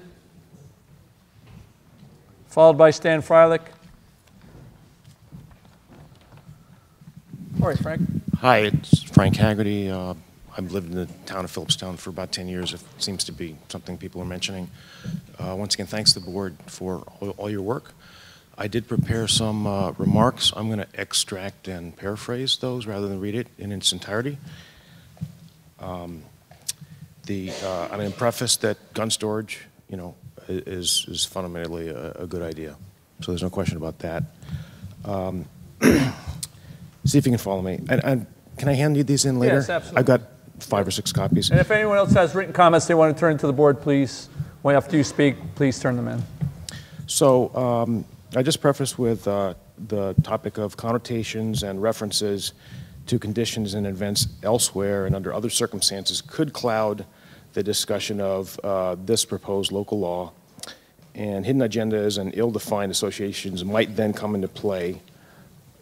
For example, criminalizing X does not in and of itself make Y a crime any more than it may already be a crime. It might, however, make a further association of criminality between X and Y and people that may think that way. The matter at hand is a proposal to criminalize a particular type of behavior hitherto not considered a crime. In other words, you may go to jail for 1 year if you're prosecuted with this offense. The penalty, and then there's a financial penalty of up to $1,000. The penalties seem relatively draconian to me. I'm going to run through this here. Then I'm not going to explain it in detail, but that I am briefly skeptical in certain ways. You'll have to read the remarks to really understand the full import of what I'm saying here. In certain ways, that doesn't mean I don't support the law in some form. I'll get to the end of that. I discuss how laws are created and how laws are enforced typically in the way I see that's been the case. So I'm going to jump ahead here, and essentially, if this law is to be pursued, what I would recommend is that there be no criminal charge or penalty, and that there be a civil fine of no more than, let's say, $100 per offense, or approximately whatever the fine would be that would be similar to driving an automobile in excess of the speed limit, which I would review, and you can adjust that. It would be somewhat dangerous behavior, not causing damage, but potentially causing damage, dangerous behavior. Thank you. Thank you, Frank. Is Carol Marquand here? And if you want to hand that in, yes, please, by all means. Stan Freilich.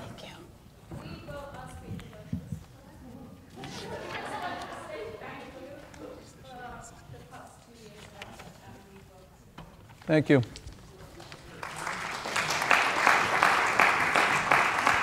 Priscilla Goldfarb. Good evening, and I think we're well into it at this point. My name is Priscilla Goldfarb. I live in Philipstown. I'm a mother, grandmother, sister, auntie, great aunt, and I am very much in favor of this proposed legislation. I'd like to just touch on a couple of points that were made earlier. I wanted to educate myself about this because I don't really know that much about guns. I don't own a gun, and I haven't had a lot of experience with them, although I've had some interesting gun encounters. I went online to find out whether laws like this actually had an impact, and I found a study similar to one that was cited, I believe it may even be the same one, from Yale, saying that, well, maybe there wasn't so much correlation between the two. And then I looked and I saw that the study was done in 2000, and it was based on data from 20 years prior to that. So that got me thinking along the lines of what I think another one of our speakers mentioned, which is times change. And I started thinking about how when I got my driver's license when I was 16, and you can all tell by looking at me that was quite some time ago, not only were we not mandated to wear seatbelts, they didn't even exist in the cars that I was driving when I learned how to drive. And it was a real pain in the neck when we had to start using them, just as it was a pain in the neck when we had to start using child safety seats. And I kind of got itchy at that time, thinking, someone's telling me what to do and trying to make me do something. And then I thought about it, and I thought, well, this is going to save lives. And it just became automatic and so simple. Now I realize that it's 3 seconds. I'm going to get myself a gun safe and keep my papers in it, if it's that easy to get into. But these things can just become routine and a matter of habit. And so for me, the issue is really, if we can save one life, if we can prevent one instance of bodily harm, why wouldn't we? We're not infringing on anyone's constitutional right. Why would we not do something that's safe? I think that's something we all want. That's what we've heard all night. Thank you. Thank you. Claire Coslett, followed by Barry Llewellyn. I just wanted to get up and stretch my legs. I'm Claire Coslett. I've been a resident of Garrison for 25 years. I have 2 grown sons. I support safe storage, and I'm so excited to see the turnout tonight because we are not, as a town, in the same place we were a year ago. We've had so many incidents of violence, and I think you as a board should feel very confident that you have the support of the Philipstown community behind you. Witness. So thank you so much for hanging in there, because it's a slog, but look who turned out tonight. It's fantastic, and thanks again. Okay. Thank you. Barry Llewellyn, followed by Sarah Geer and Kate Parker. Thank you. My name is Barry Llewellyn. I'm a resident of Cold Spring. My son and daughter-in-law are residents of Cold Spring, as are my grandchildren. I fully support this law. I think the board has done an outstanding job of threading the needle, as they say. You have avoided taking away any rights to gun ownership. And I should say that the right to bear arms carries with it a responsibility to bear them safely. And to enforce that, you need a law. It can't just be a resolution. So I support your efforts to enact this law.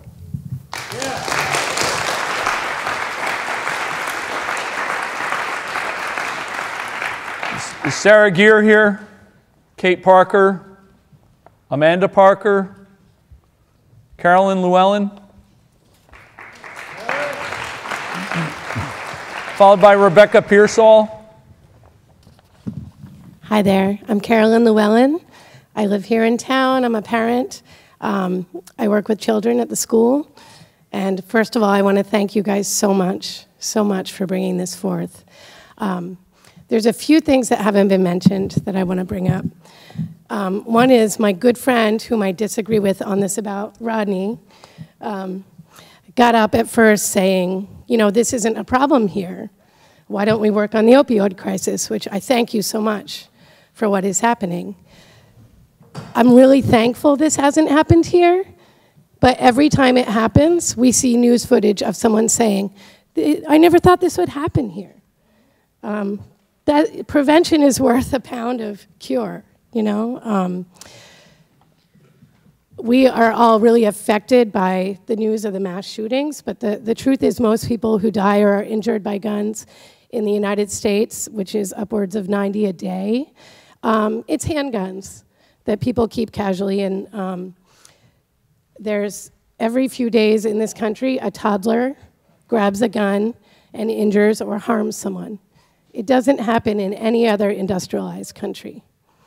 Every few days in this country, a child brings a gun to school.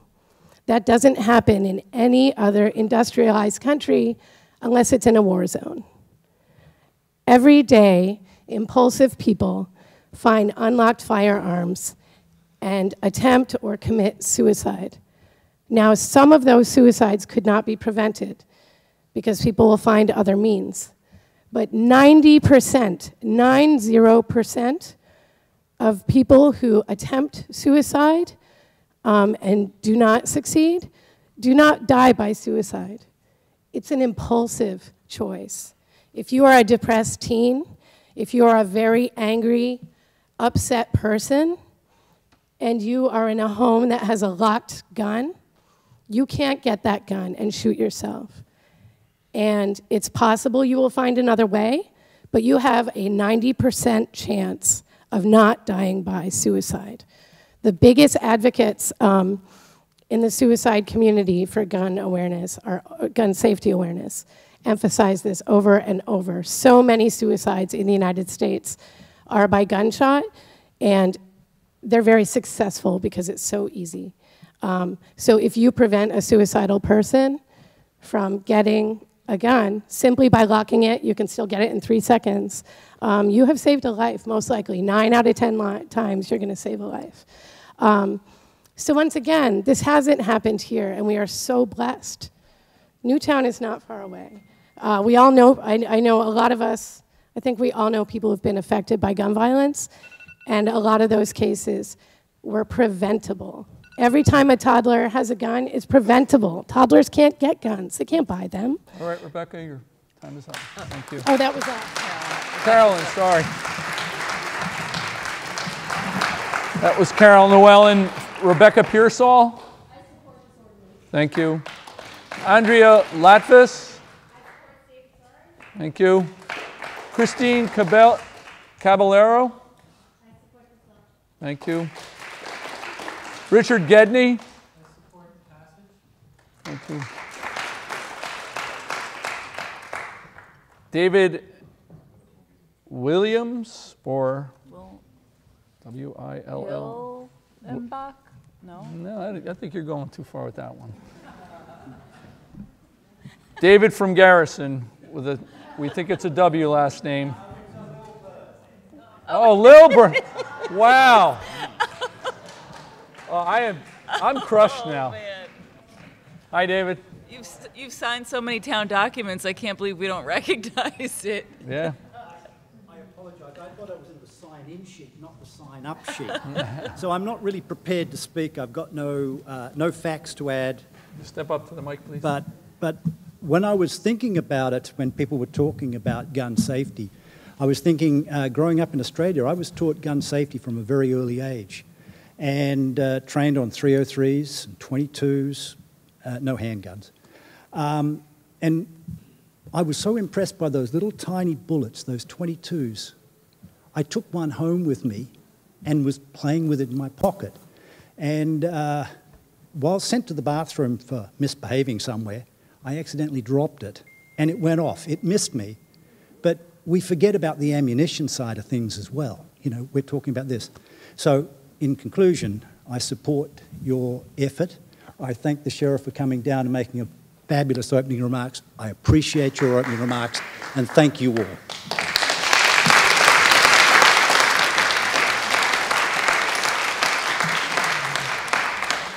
Linda Tafopolsky.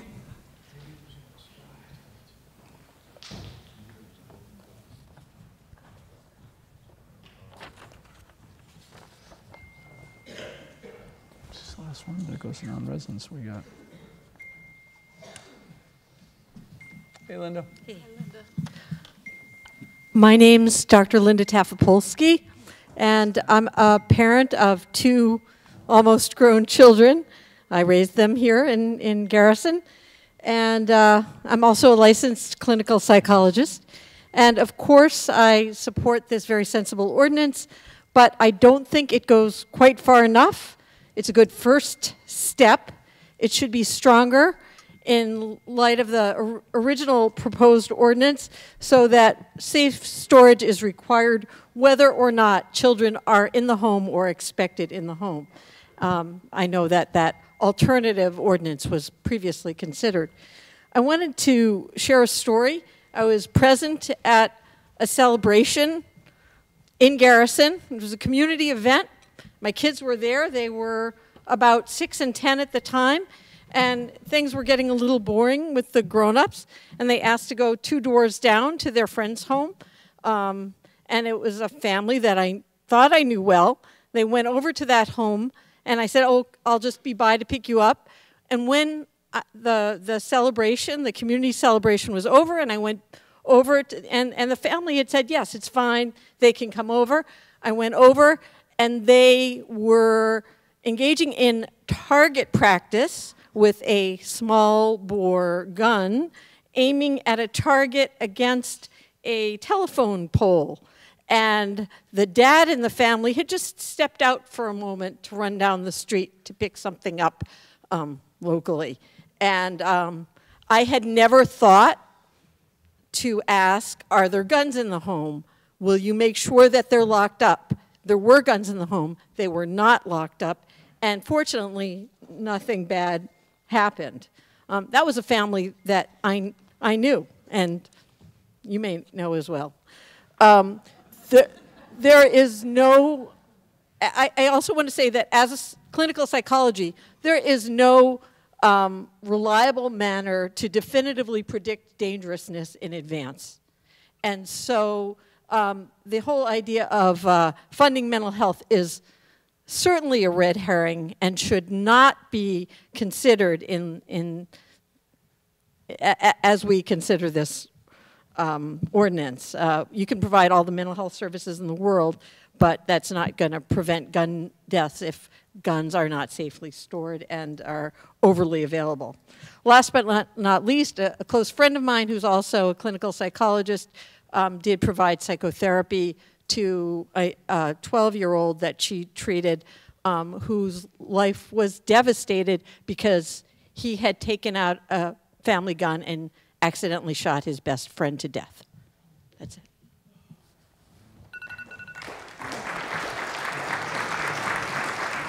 Timothy Lusk. Timothy Lusk is the last resident on the sign-in sheet. We're moving on to the non-resident sign-in sheet. Anthony Amarino from Putnam Valley, New York.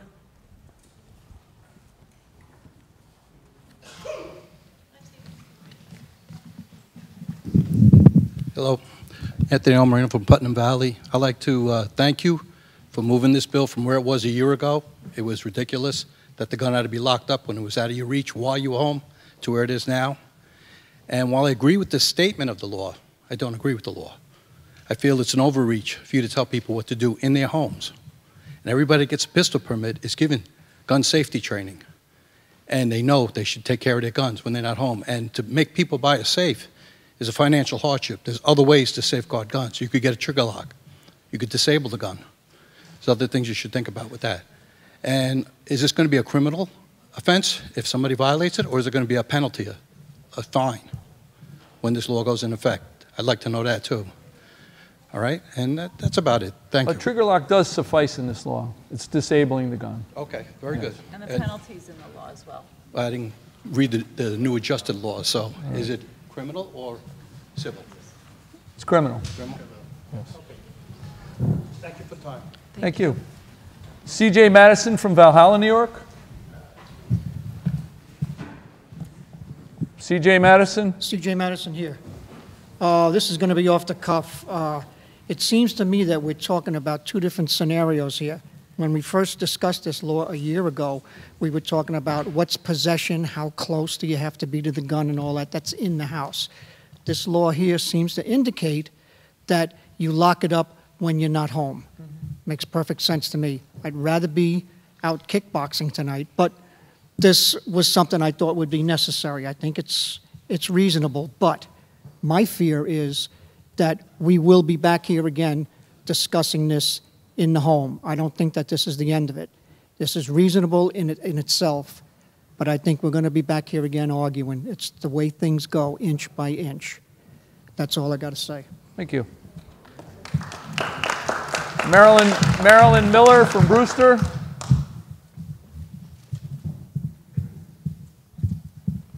Hi, I'm Marilyn, and I'm really happy that you guys moved in the direction you did. All responsible gun owners lock their guns up. The statistics that were quoted by Rebecca and the other girl, those are statistics where guns are in homes illegally, okay? They're in the inner cities, they're in low income. Studies have shown that if it's broken down, these guns are in homes that have the guns illegally in the first place because they don't think the police are going to protect them. I just wanted to say that. I have no problem with storing my gun safely. I wouldn't leave my house without my gun in a safe. It just doesn't make sense to do that. But if my parents had locked up their guns when I was 12 years old, I wouldn't be standing here now. A known pedophile broke into our home. I wasn't able to get to the phone. My parents were right across the street at a New Year's Eve party. I was able to get to the shotgun. When I racked it, he ran. He never even made it up the stairs. It saved me, and that's just the first time I've been saved by a firearm. Never had to use a firearm on anybody, but thank God I was able to get to it because by the time my parents had come home, it probably wouldn't have been good at all. So, but thank you for your time and letting us, voice our concerns. Thank you. Thank you. Chris Turon from Tarrytown. Good evening. I'm here tonight to oppose the mandatory storage law. The speakers here have brought up some good points. However, I must point out this is a law. Chris, can I hold you for a minute? I do not know what that pinging is, but whoever has that, please silence it. It's a fish pond over. Fish pond, yeah, right. There must be a lot of fish here somewhere. No. The people who have come here have brought up some good points, and I must point out this is a law, and it's not a resolution. And that means if you break it, you're going to go to jail. There's a huge consequence of honest mistakes with this law that you're proposing. If you leave the house, you forget about it, it's left alone in the house, no one touches it, you can potentially face up to a year in jail. That's the consequence of passing a law where that's a misdemeanor. Even if the firearm sat there, it was untouched, no one saw it, but a police officer observed it through the window, you're a criminal. You can face up to a year in jail and you can face fines. And I just need to bring up the point, how many honest citizens will be thrown in jail for this law, for making an honest mistake? The gun didn't do anything, it didn't threaten anyone, nothing happened. But a police officer observed it, and they were required to enforce the law. This is a year in jail. Like some parents, like maybe could be thrown in jail and their families could be broken up. How many spouses will be separated from their loved ones for up to a year? How many times can a family be fined before it falls into financial ruin with this kind of law? Remember, this is a law, so you are proposing a stiff penalty, and a misdemeanor is a big deal. And also, for gun owners who only own a rifle for home defense, a mandatory storage law can pose significant challenges. The rifles stay in the safe and they generally don't come out. That's what the law does. They kind of naturally gravitate toward the safe, and people are afraid to bring them out. And if it's in the safe, if this law is forcing them to the safe, it's just by a natural consequence of how the law is written. When the glass breaks and a burglar enters your home, you're not really going to have advance notice. Maybe 10 seconds at most. People here have cited 3 seconds. It doesn't take that. It takes a lot longer than that to open a safe. You'll have to grab your keys. You have to run to the safe. You'll have to open it, get the rifle, load it, and then fire. That's a lot of steps. That's a whole lot more than 10 seconds. And the criminal's probably going to get you by then. You're not going to make it. There's not enough time. The people in this room have been talking a lot about statistics. The anti-Second Amendment people in this room say they're trying to protect the children, and they cite statistics regarding accidental deaths. But these numbers are nationwide. In Putnam County, There hasn't been a single accidental firearm death due to firearms in at least 20 years, neither children nor adults. And this is because we're fortunate to have an outstanding body of firearm instructors and Second Amendment supporters in this community who teach proper firearm safety across the county. That's why we haven't had it. Many of these people volunteer and teach for free, as you have heard tonight. All right, that's my time. Thank you. I thank the board for their time. Thank you.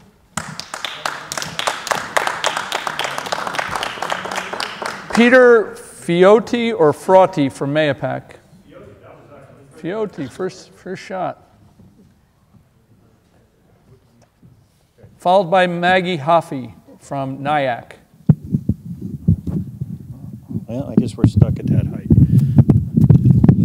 Okay, there we go. Okay, as you know, my name's Peter. And most of you have seen me come probably about the last year, year and a half to attend these meetings and oppose your legislation on the Second Amendment here. Your law has changed considerably since the time you were initially instituted. And as one of the local residents pointed out, you acted as an advocate rather than your duties as council people. And in doing so, you were depriving your citizens of their due rights. There's no question about that. From the way you operated the meetings to the way you narrowed the type of information that ultimately made it to the paper and ultimately you allowed to be discussed, and the manner in which you discussed it. However, the law you have now, I don't think anybody is going to oppose this directly. And I think had you been forthright right from the beginning and proposed this kind of law, both sides would not have needed to waste their time to come and argue this back and forth. No one is against keeping your firearms safe anywhere. And to just label a law as a safe law, to sneak in a bunch of additional legislation, was not a good thing to do. And your behavior as council people really needs to reflect your duty to the public. This law had been questioned in every possible way because of the way it was originally worded. Again, had you worded it this way right from the beginning, you could have saved yourself at least a dozen meetings and a dozen discussions.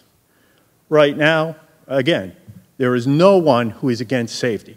There's no one who wants to see another tragedy anywhere. Trying to limit people's ability to utilize their guns or to render it inoperable, which is the key legal phrase used by the Supreme Court, is not the way to go. Keeping people and encouraging them to lock it up at home, fantastic. Making it a fine, okay. If you want to take this a step further, from just not being able to leave it unattended, then you might consider what has already been proposed, a resolution. There are numerous organizations that publish proper gun safety that would be happy to lend you their criteria that you could endorse as a resolution for the local community. It shows your advocacy and it shows your concern without overstepping your authority legally or constitutionally. That's all I have to say. Thank you.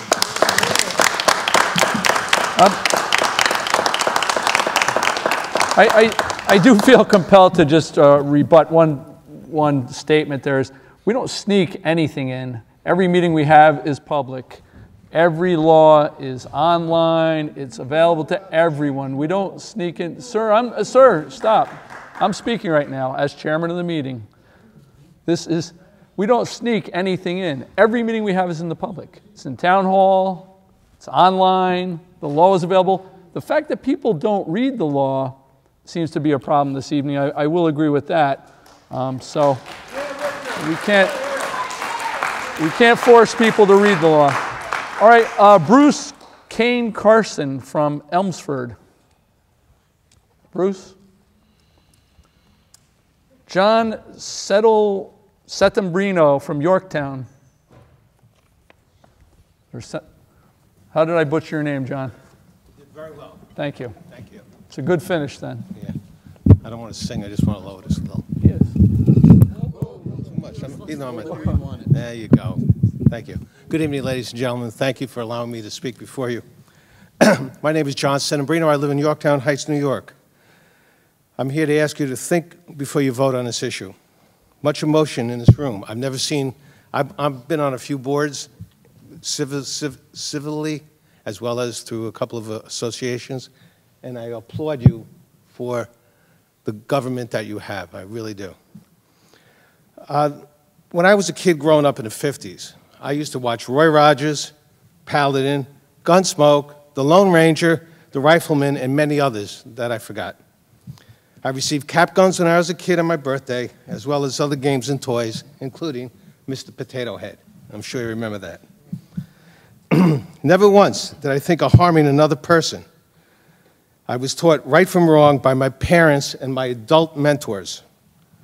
My dad was a World War II vet. He had a German rifle in the house as a war memento. It worked. We never used it. We used to play with it. We knew how to work the action. And we used to go in the woods with my other friends whose dads had similar weapons, and we would make noise with our lips, like brrr for an automatic and so on and so forth. It was a great way to grow up. Nobody got hurt. I was on a rifle team in high school. We shot over the gymnasium in the school. No one from the team ever hurt anybody. In fact, once or twice, I brought the rifle home on the school bus in Yonkers so I could clean it for the coach. No questions asked. That's the way the 60s were. They were wonderful.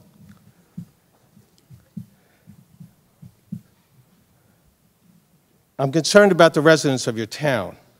You want them to lock up their guns or put their guns, and I understand that. I really do. I have young children, I have grandchildren, and I'm concerned about them also. But where does it stop? Are you going to lock up your kitchen knives? I got a set of Wustorf knives that will cut anything. They're wonderful. How about your hammers and chainsaws? How about the keys to my car? I got a 650 horsepower car. Somebody comes in my house and wants to rob my car. The keys are right there. Maybe I should lock them up too. Let's get to the problem. As a society, it's not here in Philipstown. You guys have a great town. I love it. It's number one, and this was beaten before, over-medicated youth. I won't go any further. Number two, video games. Have you ever watched the video games that your children and grandchildren play? They're unbelievable.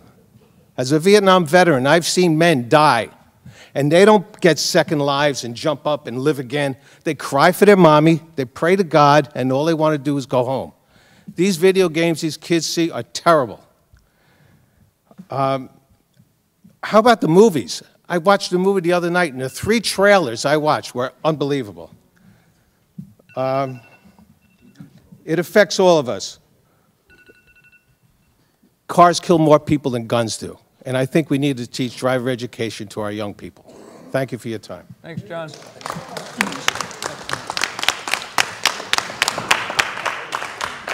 Okay, I want to thank everyone for speaking.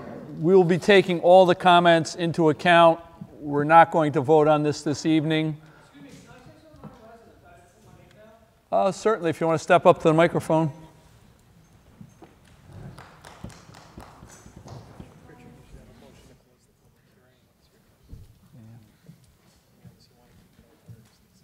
Yeah, how you doing? My name is Joe Maloney. I'm a resident of Garrison. I just want to say I'm a gun owner. I do practice safe control of my guns. But from what I was listening, if you're going to pass this as a law, if for some reason I do something wrong, leave it there and I have to rush out, you know, in an emergency, and then am I guilty then of breaking the law and getting fined, and then my gun's taken away from me? The thing is, it should be a resolution, not a law, because you're going to criminalize law-abiding citizens of the town when you pass a law like this. All right, but I just want to say I do practice safe gun, practices in my house. All right, thank you. Thanks. If you want to speak, you have to come up to the microphone and tell us who you are.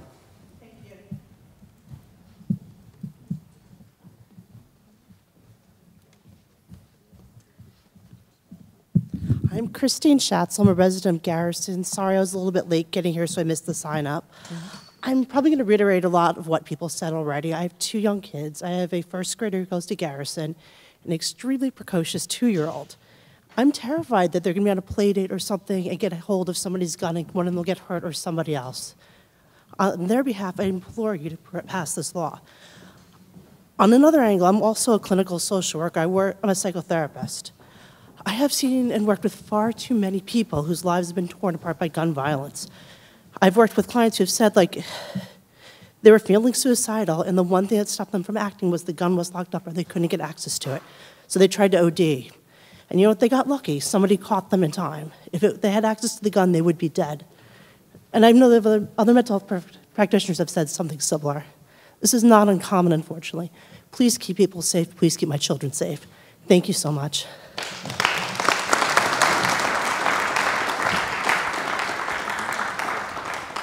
All right, again, as I said, we will not be voting on the law tonight. We have a lot to consider. It does appear that there is what we'll be discussing as a board. So I would entertain a motion to close the public hearing. No? Really? Continue the public hearing. Well, we're going to. Why? We don't have to continue the. We can't make any changes, Steve said. You'd have to reintroduce the local law if you wanted to make changes. Well, if we're going to make significant changes, we'd have to reintroduce it anyway, right? That's right. So you close this public hearing. So we'll close this and then public decide hearing. if you want to Yeah, act on this local law or introduce another. All right, I would entertain a motion to close the public hearing. Oh, yes. Well, we have, before we close the public hearing, apparently we have one more speaker. Yeah, my name's Joseph Atanza. I was born here, raised here, went to school here. I totally agree with you as far as safety. My firearms are locked every day, no matter what. Locked up in a fireproof safe. But I think a lot of people that own firearms are concerned because, well, I am. I think it's because the person that's irresponsible, it doesn't matter to them. So the person that's responsible, like me, is going to pay the price for some guy going out and does what he does. So every time you pass a law, no matter here or wherever, it's not the person that's irresponsible that pays the price. It's me. So I think that's why a lot of firearm owners are concerned, because it's not going to affect the guy that's irresponsible. And he's going to go out and do the same thing over again. But me, the guy that follows the laws every day and is responsible, gun safety, I pay the price. And I think that's part of the problem. I mean, yeah, to me, it's common sense. So you can make, I think you can make all the laws you want on a federal level, state level. The guy that's irresponsible is going to go out and do what he's going to do, and he doesn't care. But yet you're going to make all more laws, and I'm going to pay the price. I mean, to me, it's common sense. I mean, I agree with safe storage. I do it every day. I totally agree with you. But every law affects the law-abiding citizen. It doesn't affect the guy that's irresponsible. And I think that's why a lot of people are aggravated with that. I am. Thank you.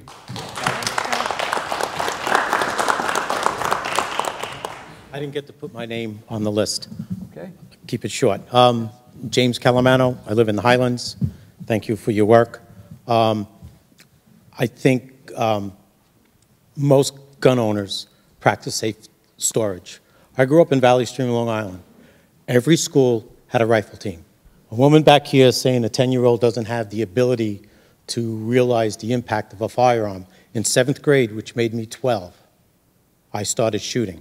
I started shooting at a much younger age with my father. Every school on Long Island had a rifle team. Those guns were in the basement next to the wrestling room with just a little old master padlock on the door and 25 rifles with ammunition right there.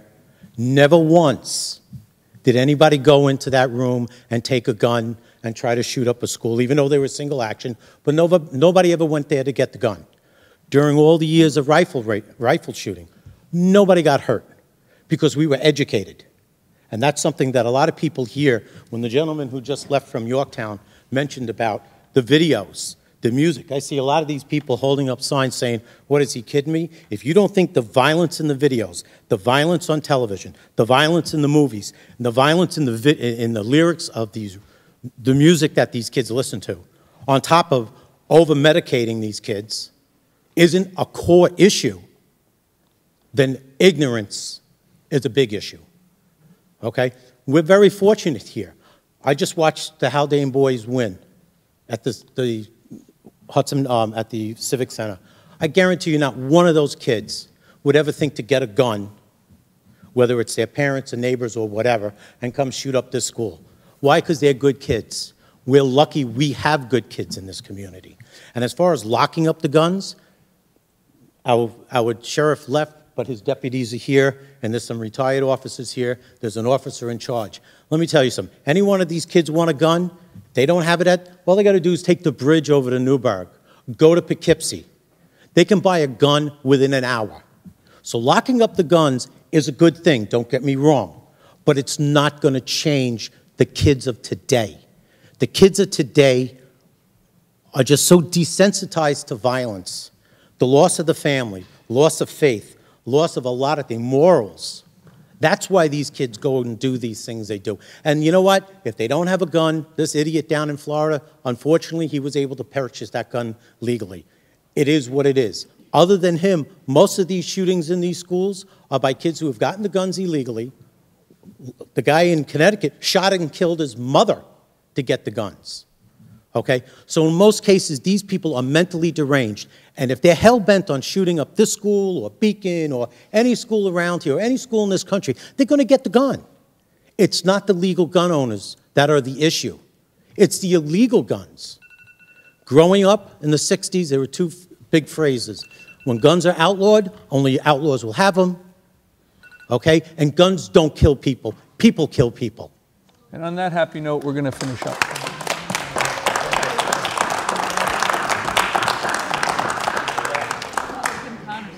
Oh, Kim, yes, we have. Kim's going to have the final word, I will say. All right. So, you're not having. Two things. Well, maybe three things. There are violent video games in every country in the world, but not every country in the world has free access to firearms. And that's why people die here. It's the guns. It's not, there's mental illness all over the world. And yet, here, this is where people die. It's the guns. So if you pass this law, which will limit access to people who shouldn't have it, even if it's one person, it's completely worth it. And if the well-intentioned, gun owner who abides by the law and locks up his guns does what he's supposed to do, he'll be fine. We all have to have car insurance. I'm a great driver. I'm not ever going to hit anybody, but I still have to have car insurance. So it's not a hardship to have to take an extra step to make sure that your gun is locked up when you're not in your house. Thank you. No, sir, you've already had your say. No, sir. That is it. I would entertain a motion to close the public hearing. So moved. Second. All in favor? Aye. And I vote aye. Thank you, Steve. Thanks, everybody. Now we still have a meeting, so if you could be as quiet as you can going out, we're going to move into the rest of the agenda. We will not be voting on this tonight, so you don't have to leave in a panic. No, it's fine. Thank you, Steve. Thanks, Steve. Thanks a lot. Do we know what we're doing? We'll talk about it. Thank you.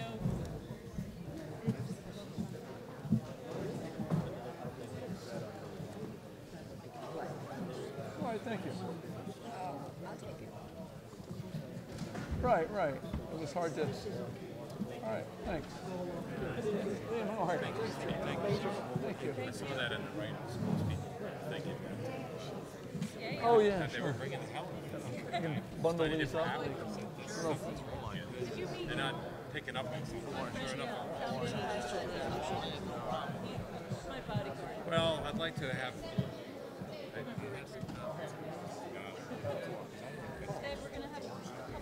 But that was one of my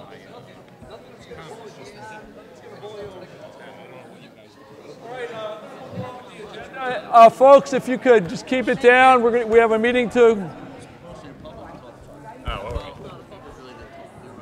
All right, Tina, I'm gonna move along.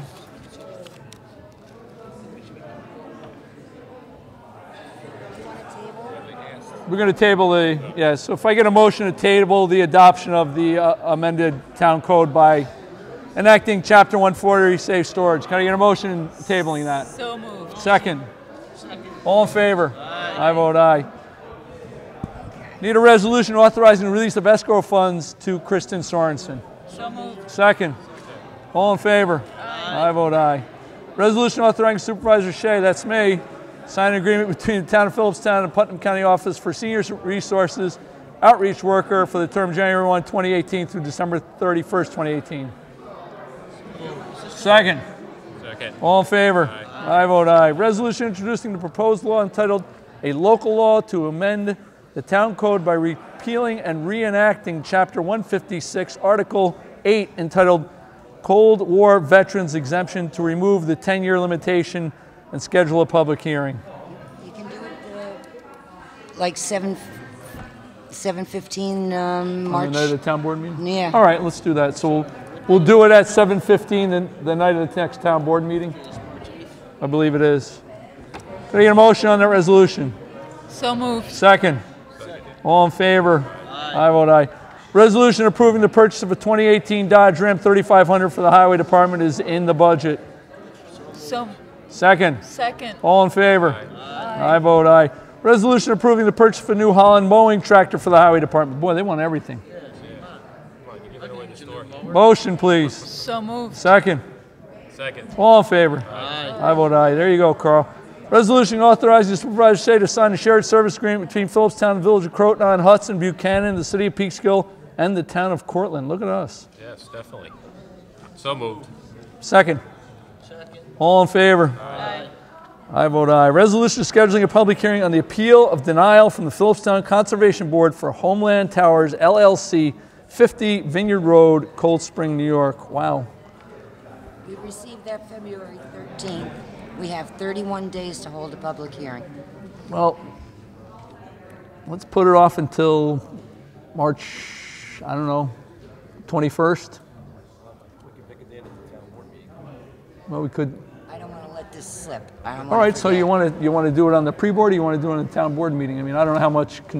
It could be a real public hearing. Yeah, I think it might run some. You want to do it at pre-board? Yeah, I guess. All right, let's do pre-board next week, March 7th? No. No. Yes. Oh. Yeah, March 7th. March 7th? March 7th. Yeah. Probably have another public hearing for that. Wait a minute. Really? Wrong month. March 7th? Yeah, I got that wrong. We can't do it on the 28th. We got to notice it.